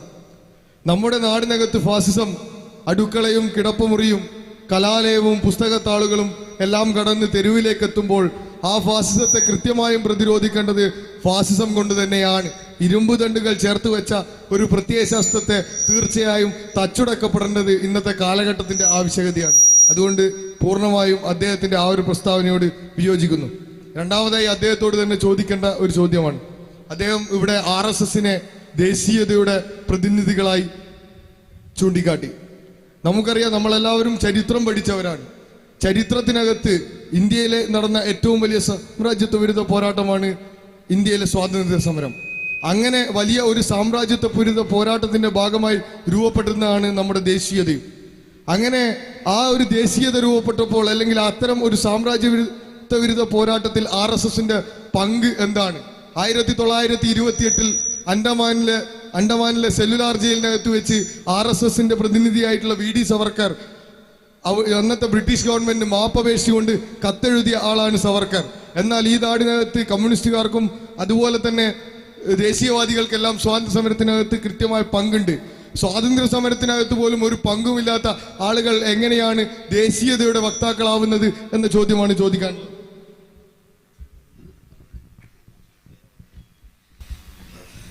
എം എൻ വിജയൻ മാഷ് എപ്പോഴാണ് ഫാസിസത്തെ ഫാസിസം കൊണ്ട് നേരിട്ടത് എന്ന് പറഞ്ഞത് എനിക്കറിയില്ല. ഞാൻ ഗെയ്യോനോട് ചോദിച്ചു അങ്ങനെ അദ്ദേഹം പറഞ്ഞിട്ടുണ്ടോ എന്ന്. ഒരു പക്ഷേ നമ്മളെല്ലാം അറിഞ്ഞിരിക്കുന്നത് എം എൻ വിജയൻ മാഷ് പിണറായി വിജയൻ്റെ ഗുരു എന്നാണ്. പക്ഷെ അദ്ദേഹം പിണറായി വിജയൻ്റെ ശിഷ്യനായിരുന്ന ഒരു കാലമുണ്ട്. ആ സമയത്തായിരിക്കാം ഒരു പക്ഷേ അദ്ദേഹം ഇങ്ങനെ പറഞ്ഞിട്ടുണ്ടാവുക. ഏതായാലും ഹിറ്റ്ലറെ തോൽപ്പിക്കുന്നത് ഒരു സ്റ്റാലിനെ സൃഷ്ടിക്കാനല്ല. അതുകൊണ്ട് ഒരേ സമയത്ത് ഹിറ്റ്ലറെയും സ്റ്റാലിനെയും നമുക്ക് നിരാകരിക്കേണ്ടി വരും. അതുകൊണ്ട് ഫാസിസ്റ്റ് വിരുദ്ധ സമരം സ്റ്റാലിൻ്റെ കയ്യിലുള്ള AK-47 ഏൽപ്പിക്കാൻ ഞാൻ ആഗ്രഹിക്കുന്നില്ല. ഇപ്പോൾ അറസ്റ്റുകാർ പറയുന്നത് പോലെ കോൺഗ്രസ് വിമുക്ത ഭാരതം എന്ന മുദ്രാവാക്യത്തോട് ഞാൻ വിയോജിക്കുന്നു. കോൺഗ്രസ്സുകാർ കൂടിയുള്ള ഭാരതമാണ് ഞാൻ ആഗ്രഹിക്കുന്നത്. അതേ അവസരത്തിൽ ആൻറ്റി ഫാസിസ്റ്റ് മുന്നണികളിൽ ചിലർ ഉന്നയിക്കുന്ന സംഘി വിമുക്ത ഇന്ത്യ എന്നുള്ള ആശയത്തെയും ഞാൻ നിരാകരിക്കുന്നു. മാവോയിസ്റ്റുകളും RSSകാരും CPIക്കാരും CPMകാരും എല്ലാ സർവ്വ ഗുലാബികളും എന്നെപ്പോലുള്ള അനാർക്കിസ്റ്റുകളും ഒരുമിച്ചുള്ള ഒരു ഇന്ത്യ, അങ്ങനെ ഒരു മഴവിൽ ജനാധിപത്യത്തെക്കുറിച്ചാണ് ഞാൻ സങ്കല്പിക്കുന്നത്. ചോദ്യങ്ങൾ മാത്രം ഒന്ന് കൃത്യപ്പെടുത്തി ചോദിക്കും. ഇവിടെ 7 ലക്ഷം കോൺഫെഡറേഷനുകൾ രൂപം കൊണ്ടിട്ടാണ് നമ്മുടെ ഭാരതം രൂപീകരിച്ചത് എന്ന് പറഞ്ഞല്ലോ. പക്ഷേ ഭാരതം രൂപീകൃതമായിട്ട് പോലും ഇങ്ങനെയുള്ള ഒരുപാട് വില്ലേജുകൾ തുടങ്ങി രൂപീകരിച്ചിട്ട് പോലും നമ്മുടെ ഭാരതത്തിലെ മിസോറാം, ആസാം, ഛത്തീസ്ഗഡ് ഇങ്ങനെയുള്ള മേഖലകളിലുള്ള ജനങ്ങളുടെ അടിസ്ഥാന സൗകര്യങ്ങൾ, അവരുടേതായ ഇവിടെ പ്രത്യേകിച്ച് അവരുടെ ഐക്യപ്പെടലുകൾ, അവരുടേതായ ദേശീയത, അവരുടേതായ ആഗ്രഹങ്ങൾ, അതിനെയൊക്കെ പട്ടാളച്ചിട്ടയ്ക്ക് അടിമപ്പെടുത്തിക്കൊണ്ട് അവരെ ഈ രാജ്യക്കാരല്ലാത്തവരാക്കിക്കൊണ്ട് നമ്മുടെ ഭരണകൂടങ്ങൾ നടത്തുന്ന ഈ തീവ്രത ഇത്രമാത്രം ആകാനുള്ള കാരണം എന്താണ്? എന്തുകൊണ്ടാണ് മിസോറാമിലെയും ആസാമിലെയും മണിപ്പൂരിലെയും ഛത്തീസ്ഗഡിലെയും അതുപോലെ തന്നെ മധ്യപ്രദേശിലെയും കാടുകളിലൊക്കെ അടിസ്ഥാന സൗകര്യങ്ങളില്ലാതെ കഷ്ടപ്പെടുന്ന ജനങ്ങളെ ഭാരതീയരായി അംഗീകരിക്കാത്തത് എന്തുകൊണ്ടാണ് ഇവരുടെ മേൽ ഭരണകൂടങ്ങൾ അടിച്ചമർത്തലുകൾ ഉണ്ടാകുന്നത്? മാത്രമല്ല ഈ സ്റ്റേറ്റുകളിലുള്ള അടിച്ചമർത്തലുകൾ തോക്കുകൾ ഉപയോഗിച്ചിട്ടാണെങ്കിൽ ഗുജറാത്തിലൊക്കെ ലാത്തി കൊണ്ടാണ് പ്രതിഷേധക്കാരെ അടിച്ചമർത്തുന്നത്. പക്ഷേ കാശ്മീരിലെയും ഇത്രയുള്ള സ്റ്റേറ്റുകളിലേക്കും തോക്ക് കൊണ്ട് മറുപടി അറിയുന്നത് എന്തുകൊണ്ടാണ് ഇവരെ ഭാരതീയരായിട്ട് അംഗീകരിക്കാത്തത് എന്നാണ് എനിക്ക് ചോദിക്കാനുള്ളത്. ശ്രീ ഖാനം ഇതിന് മറുപടി പറയുകയും ചെയ്തു. രാഷ്ട്ര നിർമ്മാണത്തിൽ നമ്മുടെ വികസനത്തിൻ്റെ പ്രശ്നമാണ് ഈ പറയുന്ന എല്ലാ കാര്യങ്ങളുടെയും അടിസ്ഥാനമായി നമുക്ക് കാണാൻ കഴിയുന്നത്. ഞാൻ മുമ്പ് പറഞ്ഞല്ലോ, സമ്പത്തിൻ്റെ കേന്ദ്രീകരണം ഒരു ഭാഗത്തും ദാരിദ്ര്യം വർദ്ധിക്കുന്നത് മറുഭാഗത്തും. അങ്ങനെ വികസന നടപടികൾ സർക്കാരുകൾ, ഭരണകൂടങ്ങൾ സ്വീകരിക്കുമ്പോൾ അതിനകത്ത് അവഗണിക്കപ്പെടുന്ന വിഭാഗങ്ങൾക്ക് സ്വാഭാവികമായും പ്രതിഷേധത്തിൻ്റെ ശബ്ദം അവരുയർത്തും.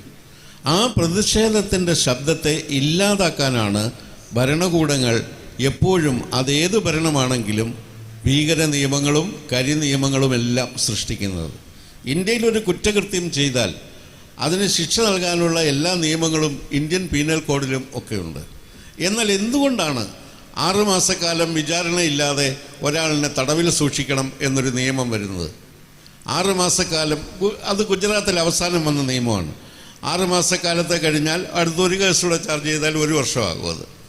അപ്പം അങ്ങനെയുള്ള ഭരണകൂടത്തിൻ്റെ ഭീകരതകൾ രാജ്യത്തിൻ്റെ പല മേഖലകളിലുമുണ്ട്.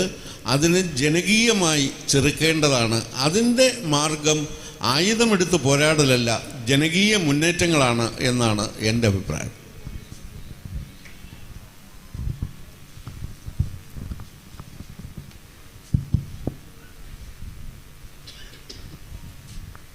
ഹലോ, ഇവിടെ ഉയർന്നു വന്നിട്ടുള്ള ഒരു പൊതുവികാരം എന്ന് പറയുന്നത് ദേശീയത എന്ന് പറയുന്നത് സാർവദേശികതയാണ്, അല്ലെങ്കിൽ പ്രാപഞ്ചികതയാണ്, വൈവിധ്യങ്ങളെ അംഗീകരിക്കലാണ് എന്നാണ്. അപ്പോൾ ഞാൻ പറഞ്ഞു വരുന്നത്, ഇവിടെ നമ്മുടെ ഭരണഘടനയാണ് നമ്മുടെ ദേശീയ വികാരം എന്നൊക്കെ പറയുന്നത്. നമ്മുടെ ദേശീയ വികാരത്തിൻ്റെ അടിസ്ഥാനം ആയിട്ടുള്ള ഭരണഘടനയുടെ തുടക്ക വാചകമുണ്ട്, ആമുഖത്തിൻ്റെ we the people of India എന്ന് പറഞ്ഞുകൊണ്ട്. നമ്മുടെ ഇന്ത്യക്കാർ മാത്രമായി തളച്ചിടുന്നതാണോ നമ്മുടെ ഭരണഘടന ആവേണ്ടത്? We are the human beings living in the territory of India എന്ന് പറഞ്ഞുകൊണ്ടല്ലേ നമ്മുടെ ഈ ഭരണഘടന തുടങ്ങേണ്ടത്. യഥാർത്ഥത്തിൽ ആ തരത്തിലുള്ള ഒരു ചർച്ചകൾക്ക് നമ്മുടെ ദേശീയതയുടെ ചർച്ച ആരംഭം കുറിക്കേണ്ടതല്ലേ? അങ്ങനെ ഒരു വിശാലമായ മാനവികതയുടെ ഒരു രീതിയിലേക്ക് പോകേണ്ടതില്ലേ നമ്മുടെ ചർച്ചകൾ, ദേശീയതയുടെ ചർച്ചകൾ? അതിനുള്ള ഒരു തുടക്കമാവേണ്ട ഈ ദേശീയതയുടെ ചർച്ചകൾ. ശ്രീ KN. മറ്റൊരർത്ഥത്തിൽ ജനകീയ ദേശീയത എന്ന കാഴ്ചപ്പാട് നാം വികസിപ്പിക്കുകയാണെങ്കിൽ ഇത് തന്നെയാണ് സംഭവിക്കുക. കാരണം V the people of India എന്ന് നമ്മൾ പറയുന്നത് പോലെ തന്നെ ലോകത്തിലെ ഓരോ രാജ്യത്തിലെയും മനുഷ്യരും ഞങ്ങൾ ഇവിടുത്തെ മനുഷ്യരാണ് എന്ന് പറയുക വഴി നമ്മളെല്ലാവരും എല്ലായിടത്തെയും മനുഷ്യരാണ് എന്ന വലിയൊരു കാഴ്ചപ്പാടിലേക്കാണ് നാം വളരുന്നത്. നമ്മുടെ വളർത്തൽ ചുറ്റുപാടിൽ നിന്നാണ്, അതാണ് നമ്മുടെ അതിർത്തി. ആ അതിർത്തിയിൽ നിന്നാണ് നമ്മൾ അതിർത്തിക്ക് അപ്പുറത്തേക്ക് കടക്കുന്നത്. അതുകൊണ്ട് നമ്മുടെ ദേശീയത ഒരതിർത്തി തന്നെയാണ്. പക്ഷേ ആ അതിർത്തിയിലൂടെയാണ് നമുക്ക് സാർവദേശീയതയിലേക്കും പ്രാപഞ്ചികതയിലേക്കും കടക്കേണ്ടത്. ചെറുകാട് വളരെ ഹൃദ്യമായി ഈ കാര്യം പറഞ്ഞിട്ടുണ്ട്. എൻ്റെ മുരിങ്ങാമരത്തിൻ്റെ ചോട്ടിൽ നിന്നാണ് ഞാൻ നക്ഷത്രങ്ങളെ കാണുന്നത്. എൻ്റെ മുരിങ്ങാമരം എന്ന് പറയുന്നത് എൻ്റെ വളർത്തൽ ചുറ്റുപാട്, എൻ്റെ ദേശീയത, ഞാൻ അനുഭവിക്കുന്നത്. പക്ഷേ ഞാൻ അനുഭവിക്കുന്നതിൽ ആരംഭിക്കുന്നുവെങ്കിലും അവിടെ അവസാനിക്കുന്നില്ല. ഇതുപോലെ നിരവധി ആരംഭങ്ങളുണ്ട്. അവസാനങ്ങളില്ലാത്ത ആരംഭങ്ങൾ മാത്രമുള്ള അനുഭവങ്ങളുടെ ഒരു സാകല്യത്തെയാണ് നാം സത്യത്തിൽ ജനകീയ ദേശീയത എന്ന് വിളിക്കേണ്ടത്. അതുകൊണ്ടാണ് ഞാൻ പറഞ്ഞത് ദേശീയത ഒരു വഴിയാണ്. ആ വഴിയെ സാർവദേശീയതയിലേക്കും പ്രാപഞ്ചികതയിലേക്കും വിമോചിതമാക്കുകയാണ് നമ്മൾ വേണ്ടത്. പക്ഷേ അത് അടച്ചു കെട്ടാനാണ് ചിലർ ശ്രമിക്കുന്നത്. അപ്പം അത് തടവറയാകും, അത് പീഡനമാകും. അതിന് പകരം നാം തീർച്ചയായിട്ടും, അതുകൊണ്ട് നമ്മൾ വളർന്നു വന്ന പ്രദേശം നമുക്ക് പരിചിതമായ ഒന്നായിരിക്കും. അതുപോലെ വേറൊരു കൂട്ടർ വളർന്നു വന്ന പ്രദേശം അവർക്ക് പരിചിതമായിരിക്കും. ഈ പരിചിതങ്ങൾ തമ്മിലുള്ള കൈമാറ്റമാണ്. അല്ലാതെ അപരിചിതത്വം ഉണ്ടാക്കാൻ ഈ പരിചിതത്വത്തെ പരിമിതപ്പെടുത്തുന്ന ഒരു ജനവിരുദ്ധ കാഴ്ചപ്പാടല്ല തീർച്ചയായിട്ടും മുന്നോട്ട് വെക്കേണ്ടത്. ആ അർത്ഥത്തിൽ ഞങ്ങൾ ഇന്ത്യക്കാർ എന്ന് പറയുമ്പോൾ ഇത് ഫിഡൽ കാസ്ട്രോ കൃത്യമായിട്ട് പറയുന്നുണ്ട്. വടക്കേ അമേരിക്കക്കാർ ഞങ്ങളെ ക്യൂബക്കാരായിട്ടാണ് കാണുന്നത്. ഞങ്ങൾ ക്യൂബക്കാരാണ്, പക്ഷേ ക്യൂബക്ക് മറ്റൊരു പേരുണ്ട്, അത് മാനവികത എന്നാണ് എന്ന് അദ്ദേഹം പറയുന്നുണ്ട്. മാത്രമല്ല അദ്ദേഹം മാർട്ടിയെ ഉദ്ധരിക്കുന്നുണ്ട്, മനുഷ്യത്വമാണ് എൻ്റെ മാതൃരാജ്യം. അതുകൊണ്ട് നാം ഇന്ത്യക്കാർ എന്ന് പറയുമ്പോഴും നാം കൂട്ടിച്ചേർക്കേണ്ടതുണ്ട്, മനുഷ്യത്വമാണ് ഞങ്ങളുടെ മാതൃരാജ്യം. ഞങ്ങൾ ചൈനക്കാർ എന്ന് പറയുമ്പോഴും അവർ കൂട്ടിച്ചേർക്കേണ്ടതുണ്ട്, മനുഷ്യത്വമാണ് ഞങ്ങളുടെ മാതൃരാജ്യം. അങ്ങനെ എല്ലാ ദേശീയതയും മനുഷ്യത്വം എന്ന മാതൃരാജ്യത്തിലേക്കും പ്രാപഞ്ചികത എന്ന താത്വികമായ നിർവചന വിധേയമല്ലാത്ത അവ്യാഖ്യേയമായ ഒരു അവസ്ഥയിലേക്കും സ്വയം വിമോചിതമായിട്ട് വേണം നാം വിസ്തൃതരായി തീരാൻ. അപ്പോഴാണ് നമ്മുടെ ദേശീയത നിറപ്പകിട്ടുള്ള ഒരു ചിത്രശലഭം പോലെ മനോഹരമാകുന്നത് എന്ന് മാത്രം. KN വായിൽ നിന്ന് കേൾക്കാൻ ആഗ്രഹിച്ച വാക്കുകളാണ്.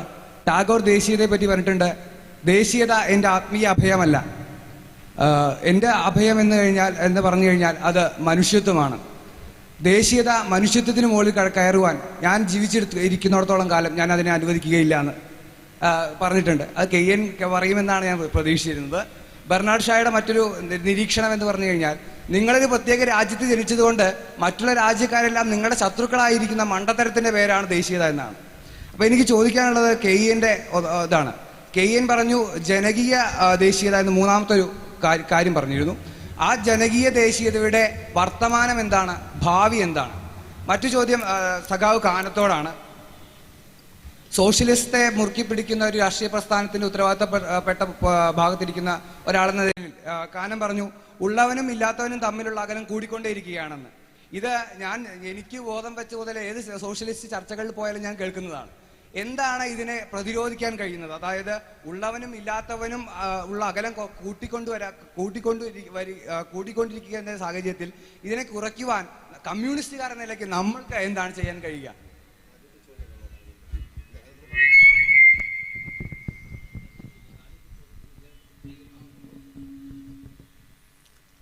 ജനകീയ ദേശീയതയെക്കുറിച്ചുള്ള കാര്യം ഞാൻ തുടക്കത്തിൽ പരിമിതമായിട്ട് വിവരിച്ചിട്ടുണ്ട്. അത്രമാത്രമേ ഇവിടെ വിവരിക്കാൻ കഴിയുമെന്ന് ഞാൻ വിചാരിക്കുന്നു. അതായത് ചോദ്യം ഇതാണ്, ജനകീയ ദേശീയതയുടെ ഇന്നത്തെ അവസ്ഥ എന്താണ്? ഇന്നത്തെ അവസ്ഥ എന്ന് പറയുന്നത് മേൽക്കോയ്മ ദേശീയതയുടെ അട്ടഹാസങ്ങൾക്കിടയിൽ ജനകീയ ദേശീയതയുടെ ചെറിയ ശബ്ദങ്ങൾ പോലും മുങ്ങിപ്പോകുന്നതാണ് ഇന്നത്തെ അവസ്ഥ. ഇന്ന് ദേശീയതാ സമം വളരെ ചുരുക്കി പറഞ്ഞാൽ പോത്തിറച്ചി തിന്നാൽ തകർന്നു പോകുന്ന ഒന്നാണ്. പാകിസ്ഥാൻ എന്ന് പറഞ്ഞാൽ പറന്നു പോകുന്ന ഒന്നാണ് ഇന്ന് അവതരിപ്പിക്കപ്പെടുന്ന ദേശീയത. പക്ഷേ പോത്തിറച്ചിക്ക് പകരം പോത്തിൻ ദ്രാവകം, അതും പതഞ്ജലി ഉൽപ്പാദിപ്പിക്കുന്നതാണെങ്കിൽ പ്രശ്നം ഉണ്ടാവില്ല. ഇതാണ് അവസ്ഥ.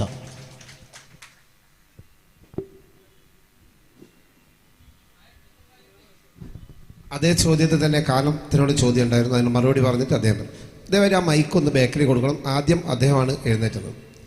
ഈ ആഗോളീകരണത്തിൻ്റെ സാമ്പത്തിക വികാസത്തിൻ്റെ ചിത്രം പരിശോധിക്കുമ്പോൾ നമുക്ക് കാണാൻ കഴിയുന്ന യാഥാർത്ഥ്യമാണ് ഞാൻ പറഞ്ഞത്. ഒന്ന്, അമേരിക്കയിൽ ഉയർന്നു വന്ന സമരത്തിൽ എന്താണ് പറഞ്ഞത്? ഞങ്ങൾ 1% കയ്യിലാണ് വരുമാനം എല്ലാം, ഞങ്ങൾ 99% ഇതിൻ്റെ പുറത്താണ്. മുതലാളിത്ത രാജ്യങ്ങളിൽ പോലും ഈ സാമ്പത്തിക നയങ്ങൾ, നിയോ ലിബറൽ നയങ്ങൾ സമ്പത്തിൻ്റെ കേന്ദ്രീകരണമാണ് സൃഷ്ടിക്കുന്നത്. 25 വർഷക്കാലമായി ഇന്ത്യയുടെ സ്ഥിതി പരിശോധിച്ചാൽ നമ്മുടെ രാജ്യത്തെ സമ്പത്തിൻ്റെ ബഹുഭൂരിപക്ഷം എന്ന് പറയുന്നത് 10% ജനങ്ങളുടെ കൈവശമാണ്. ദാരിദ്ര്യവും പട്ടിണിയും പാർശ്വവൽക്കരിക്കപ്പെട്ടവരുടെ എണ്ണം മാറുന്നു. കമ്മ്യൂണിസ്റ്റുകാർക്ക് എന്താണ് ബദൽ എന്നാണ് ചോദിക്കുന്നത്. ഈ നവലിബറൽ നയങ്ങൾക്ക് എതിരായി ജനപക്ഷ സാമ്പത്തിക നയങ്ങൾ നടപ്പിലാക്കിക്കൊണ്ട് മാത്രമേ ഇതിന് പരിഹാരം ഉണ്ടാക്കാൻ പറ്റുള്ളൂ. സോഷ്യലിസം എന്ന് പറയുന്നത് ഉദാത്തമായ സങ്കല്പമാണ്. അതിലേക്ക് എത്തിച്ചേരാൻ ഏറെ വർഷങ്ങൾ വേണ്ടി വരും. പക്ഷേ നമ്മൾ സഞ്ചരിക്കുന്ന പാത വ്യക്തമായിരിക്കണം എന്ന് മാത്രം. അതുകൊണ്ട് ഇതിനെതിരായി ഒരു ബദൽ കെട്ടിപ്പടുക്കുക എന്ന ലക്ഷ്യത്തോടെയാണ് ഇന്ത്യൻ ഇടതുപക്ഷം പ്രവർത്തിക്കുന്നത്. ആ സാമ്പത്തിക നയങ്ങളിൽ മാറ്റം വരുത്തിക്കൊണ്ട് മാത്രമേ ഇതിന് പരിഹാരം നമുക്ക് കാണാൻ കഴിയും. 1920കളുടെ തുടക്കത്തിൽ ചൈനയിൽ കമ്മ്യൂണിസ്റ്റ് പാർട്ടി ഉണ്ടായി. 40കളുടെ അവസാനം അവർ അധികാരത്തിൽ വന്നു. ഇന്ത്യയിൽ 1920കളുടെ തുടക്കത്തിൽ ഇന്ത്യൻ കമ്മ്യൂണിസ്റ്റ് പാർട്ടി ഉണ്ടായി. അതിൻ്റെ കൃത്യമായ ഡേറ്റ് പലരും തമ്മിൽ തർക്കങ്ങളുണ്ട്, അത് പോട്ടെ. ഏതായാലും ആ ഇന്ത്യൻ കമ്മ്യൂണിസ്റ്റ് പാർട്ടി ഇന്ന് ഇന്ത്യയിൽ വളരെ പടവലങ്ങ പോലെ താഴോട്ടാണ് വളർച്ച. ഓരോ തെരഞ്ഞെടുപ്പിനും MP-മാരുടെ എണ്ണം കുറഞ്ഞാണ് വരുന്നത്. അത് ജവഹർലാൽ നെഹ്റു ഒക്കെ ഉയർത്തിക്കൊണ്ടുവന്ന ഇന്ത്യൻ ദേശീയതയുമായി താതാത്മ്യം പ്രാപിക്കാത്തതുകൊണ്ടാണോ അതോ ഇന്ത്യയിലെ ജനങ്ങൾ നിങ്ങളെ തിരസ്കരിച്ചത് കൊണ്ടാണോ എന്ന് സഖാവ് കാനം മറുപടി പ്രതീക്ഷിച്ചു. ഏറ്റവും വലിയ തൊഴിലാളി വർഗത്തിൻ്റെ കേന്ദ്രീകൃതമായ രാജ്യം ബ്രിട്ടനിൽ ഒരു വിപ്ലവം നടക്കും എന്ന് എല്ലാവരും ചിന്തിച്ചിരുന്നു. 1917 റഷ്യൻ വിപ്ലവം നടന്നത് സാർ ചക്രവർത്തിമാർക്കെതിരായിട്ടുള്ള പോരാട്ടമാണ്. അപ്പോൾ അതുകൊണ്ട് ലോകത്തിൽ എവിടെ എന്ത് സംഭവിക്കുന്നു എന്നത് വസ്തുനിഷ്ഠ സാഹചര്യങ്ങളുടെ ഫലമായി സൃഷ്ടിക്കപ്പെടുന്ന കാര്യങ്ങളാണ്.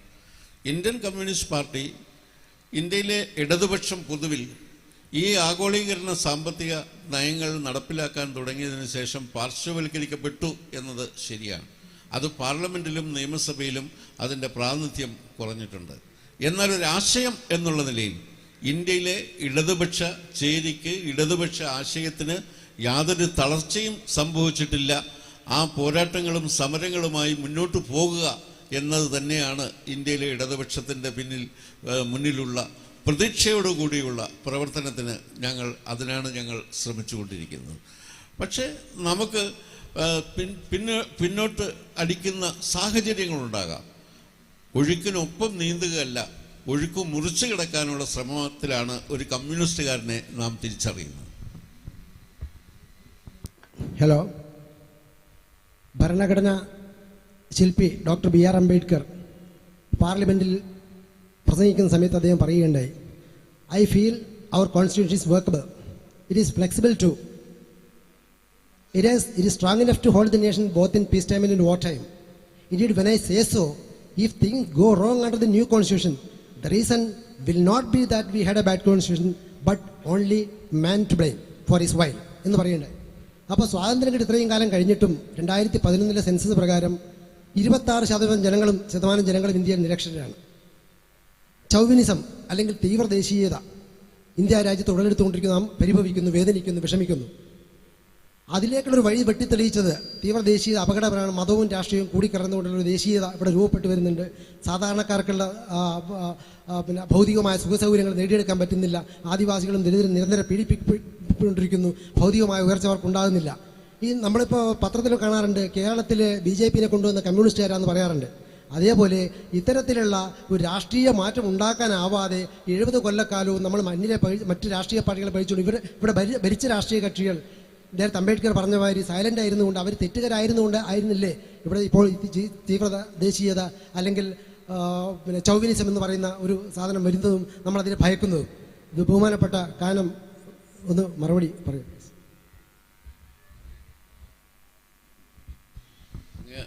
അങ്ങയുടെ ചോദ്യത്തിൻ്റെ വേഗത കൊണ്ട് എനിക്ക് കൃത്യമായി ഫോളോ ചെയ്യാൻ പറ്റിയില്ല.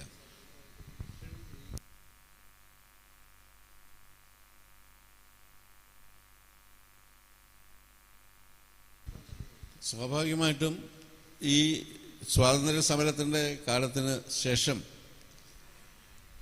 വളരെ സംഘടിതമായി നമ്മുടെ മതവും രാഷ്ട്രീയവും ഒരുമിച്ച് കൊണ്ടുപോകുന്ന ഒരു മതാധിഷ്ഠിത രാജ്യത്തേക്ക് നമ്മളെ നയിക്കുന്നതിന് വേണ്ടിയിട്ടുള്ള ശ്രമം ഉണ്ടായിട്ടുണ്ട്. അത് ഹിന്ദു മഹാസഭയുടെ ഭാഗത്തു നിന്നുണ്ടായിട്ടുണ്ട്, RSSൻ്റെ ഭാഗത്തു നിന്നുണ്ടായിട്ടുണ്ട്, പിന്നീടുണ്ടായ ജനസംഘത്തിൻ്റെ ഭാഗത്തു നിന്നുണ്ടായിട്ടുണ്ട്. ഇപ്പോൾ BJP-യും ആ നില തന്നെ തുടരുന്നു. ഇന്ത്യയിൽ മതങ്ങൾ മതവിശ്വാസികളുടെ ഒരു രാജ്യത്ത് മതത്തിൻ്റെ പേരിൽ അവരെ വിഭജിക്കുകയാണ് അവർക്ക് അധികാരത്തിൽ വരാനുള്ള വഴി എന്ന് അവർ തിരിച്ചറിഞ്ഞിട്ടുണ്ട്. ബ്രിട്ടീഷുകാർ നമ്മളോട് ചെയ്തത് അതുതന്നെ, ഡിവൈഡ് ആൻഡ് റൂൾ എന്നാണ് അവർ സ്വീകരിച്ച നിലപാട്. അതിനെതിരായി ചെറുത്തുനിൽപ്പ് ശക്തിപ്പെടുത്താതെ വീണ്ടും മതവിശ്വാസത്തിൻ്റെ അടിസ്ഥാനത്തിൽ വീണ്ടും വിഭജിക്കപ്പെട്ടു പോവുകയാണെങ്കിൽ അത്തരം ശക്തികൾക്ക് കൂടുതൽ കരുത്തു പകരും എന്ന് മനസ്സിലാക്കിക്കൊണ്ട് തിരിച്ചറിഞ്ഞുകൊണ്ട് നമ്മൾ അതിനെ നിരുത്സാഹപ്പെടുത്തുക. ഓരോ കക്ഷികൾക്കും ഓരോ കാലഘട്ടത്തിൽ അതിൻ്റേതായിട്ടുള്ള കുറ്റങ്ങളും കുറവുകളും ഒക്കെ ഉണ്ടായിട്ടുണ്ടാകും. അതിൽ കേന്ദ്രീകരിക്കാതെ ഇതിനെ ചെറുക്കാൻ ഒരുമിച്ച് മുന്നോട്ട് നീങ്ങുക എന്നുള്ളതാണ് ഇന്ന് ഈ പ്രതിസന്ധി ഘട്ടത്തിൽ നമ്മുടെ ആവശ്യം.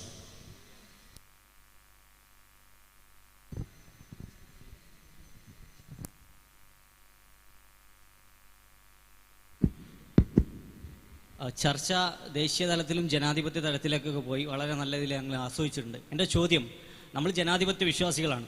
പലപ്പോഴും തന്നെ പല ആശയങ്ങളും നമ്മൾ ഉൾക്കൊള്ളേണ്ടത്, പല ആശയങ്ങളുമായി ആശയ സംവാദങ്ങൾ നടത്തേണ്ടത്.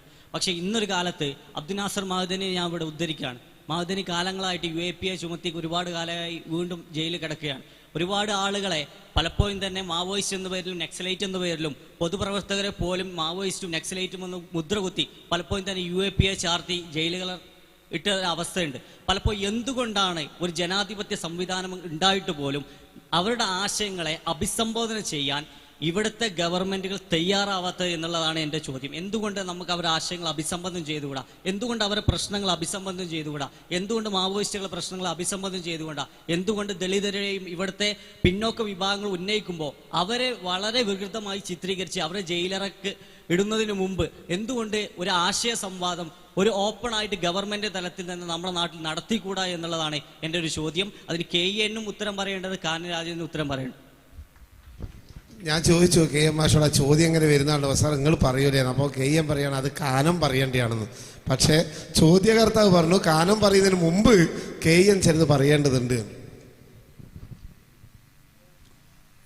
UAPA ഉൾപ്പെടെയുള്ള കരിനിയമങ്ങളെക്കുറിച്ച് ഒറ്റ വാക്യമാണ് എനിക്ക് പറയാനുള്ളത്. അതെൻ്റെ വാക്യമല്ല. ഞാൻ വായിച്ച പ്രബന്ധങ്ങളിൽ ഏറ്റവും ഹൃദ്യമായി തോന്നിയത് കാളീശ്വരൻ രാജിൻ്റെ ഒരു പ്രയോഗമാണ്. ആ പ്രയോഗം ഇങ്ങനെയാണ്: UAPAയുടെ ഉപയോഗം തന്നെയാണ് അതിൻ്റെ ഏറ്റവും വലിയ ദുരുപയോഗം. അത്രേ അതേക്കുറിച്ച് പറയാനുള്ളൂ.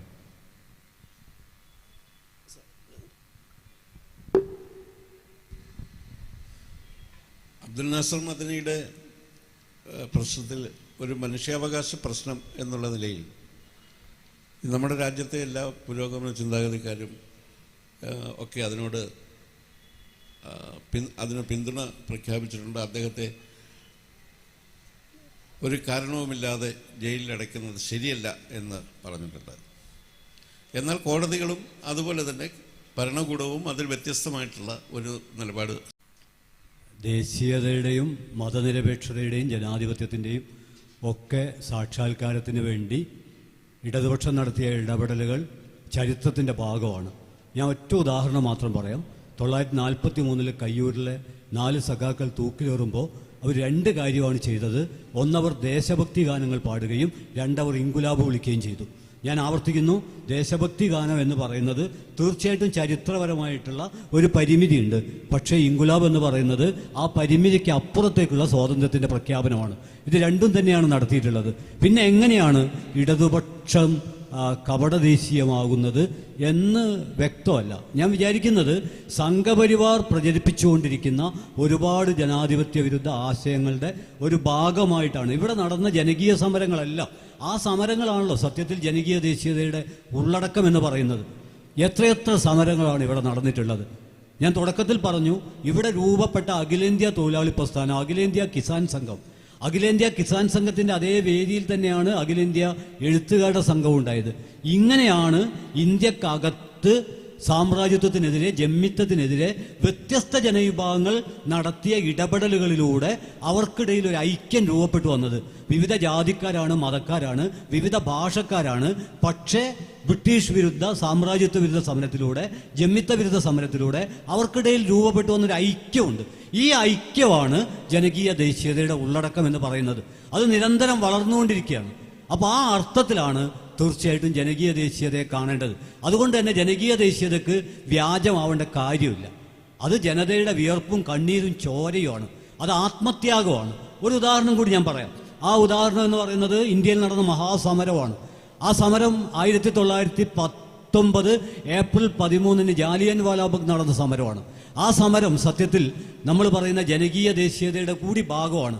ആ സമരത്തിലാണ് ഇന്ത്യയിലെ വിവിധ മതത്തിൽപ്പെട്ട ആളുകൾ റൗളത്ത് ആക്ട് എന്ന കിരാത നിയമത്തിനെതിരെ ഐക്യപ്പെട്ടിട്ട് അതിലാണ് ജനറൽ ഒഡെയർ എന്ന് പറയുന്ന ബ്രിട്ടീഷ് ഗവർണർ, ഭീകരൻ, ഇന്ത്യക്കാരെ വെടിവെച്ച് കൊല്ലുമ്പോൾ ആ ചോര കലർന്ന മണ്ണ് വാരിയിട്ട് ഒരു പ്രതിജ്ഞ എടുത്ത ഒരു ഇന്ത്യൻ എന്ന് തന്നെയാണ് നമ്മൾ അവിടെ വിളിക്കേണ്ടത്. കാരണം ആ ഉദ്ധം സിംഗ് ആണ് പിടിക്കപ്പെട്ടപ്പോൾ, ഒഡേറെ വെടിവെച്ച് വന്ന് 1940 വെടിവെച്ച് വന്ന് അയാൾ പിടിക്കപ്പെട്ടപ്പോൾ അയാൾ പറയുന്നുണ്ട് പേരെന്താന്ന് ചോദിച്ചപ്പോൾ റാം മുഹമ്മദ് സിംഗ്. അങ്ങനെ ഒരു പേരില്ല, പക്ഷെ അതാണ് ഇന്ത്യയുടെ പേര്. ആ പേര് ഇന്ത്യക്ക് എന്നും ഉണ്ടായിരിക്കണം എന്നുള്ളതാണ് ജനകീയ ദേശീയത. അത് തകർക്കാൻ ആരെയും അനുവദിക്കരുത്. അതുകൊണ്ടാണ് ഹെജിമോണിക് ദേശീയത വ്യാജ ദേശീയതയാണ് എന്ന് പറയുന്നത്. പിന്നെ നമുക്കുള്ള അടിസ്ഥാന പരിമിതി, നമ്മൾ എന്ത് പറയുമ്പോഴും അതിന് തുല്യമായിട്ട് നമുക്കൊരു ഇക്വേഷൻ വേണം. സമവാക്യം എന്നതാണ്. അസമമായതിനെ സമമാക്കുക എന്നുള്ളത് ഒരുപക്ഷെ നമ്മൾ ചെയ്യുന്നൊരു കുറ്റകൃത്യമായിരിക്കും. അത് നമ്മൾ എന്തായാലും ചെയ്യാൻ പാടില്ല. ഇന്ത്യയും പാകിസ്ഥാനെയും വേർതിരിക്കുന്ന രേഖ ഏത് എന്ന് നമ്മുടെ പാഠപുസ്തകങ്ങളിലെ ചോദ്യമാണ്. റാഡ്ക്ലിഫ് ലൈൻ എന്നത് ഏത് രാജ്യങ്ങളുടെ അതിർത്തിയാണ് എന്നത് നമ്മുടെ ചോദ്യമാണ്. എപ്പോഴും വിഭജനത്തിൻ്റെ ശാസ്ത്രങ്ങൾ മാത്രം പഠിപ്പിക്കുകയും ഇതേ രേഖ തന്നെയാണ് ഇതേ രാജ്യങ്ങളെ ചേർത്ത് നിർത്തുന്നത് എന്ന പാഠങ്ങൾ പഠിക്കാതെ പോവുകയും ചെയ്യുന്ന നമ്മുടെ കാലത്ത് ദേശീയതയുടെ പുതിയ നിർവചനങ്ങൾ രചിക്കുകയായിരുന്നു ഈ സംവാദം എന്ന് വിശ്വസിക്കുന്നു. ഈ സംവാദത്തിൽ പങ്കെടുത്ത എല്ലാവർക്കും നന്ദി അറിയിച്ചുകൊണ്ട് ഈ സംവാദം അവസാനിച്ചதை അറിയിക്കുന്നു.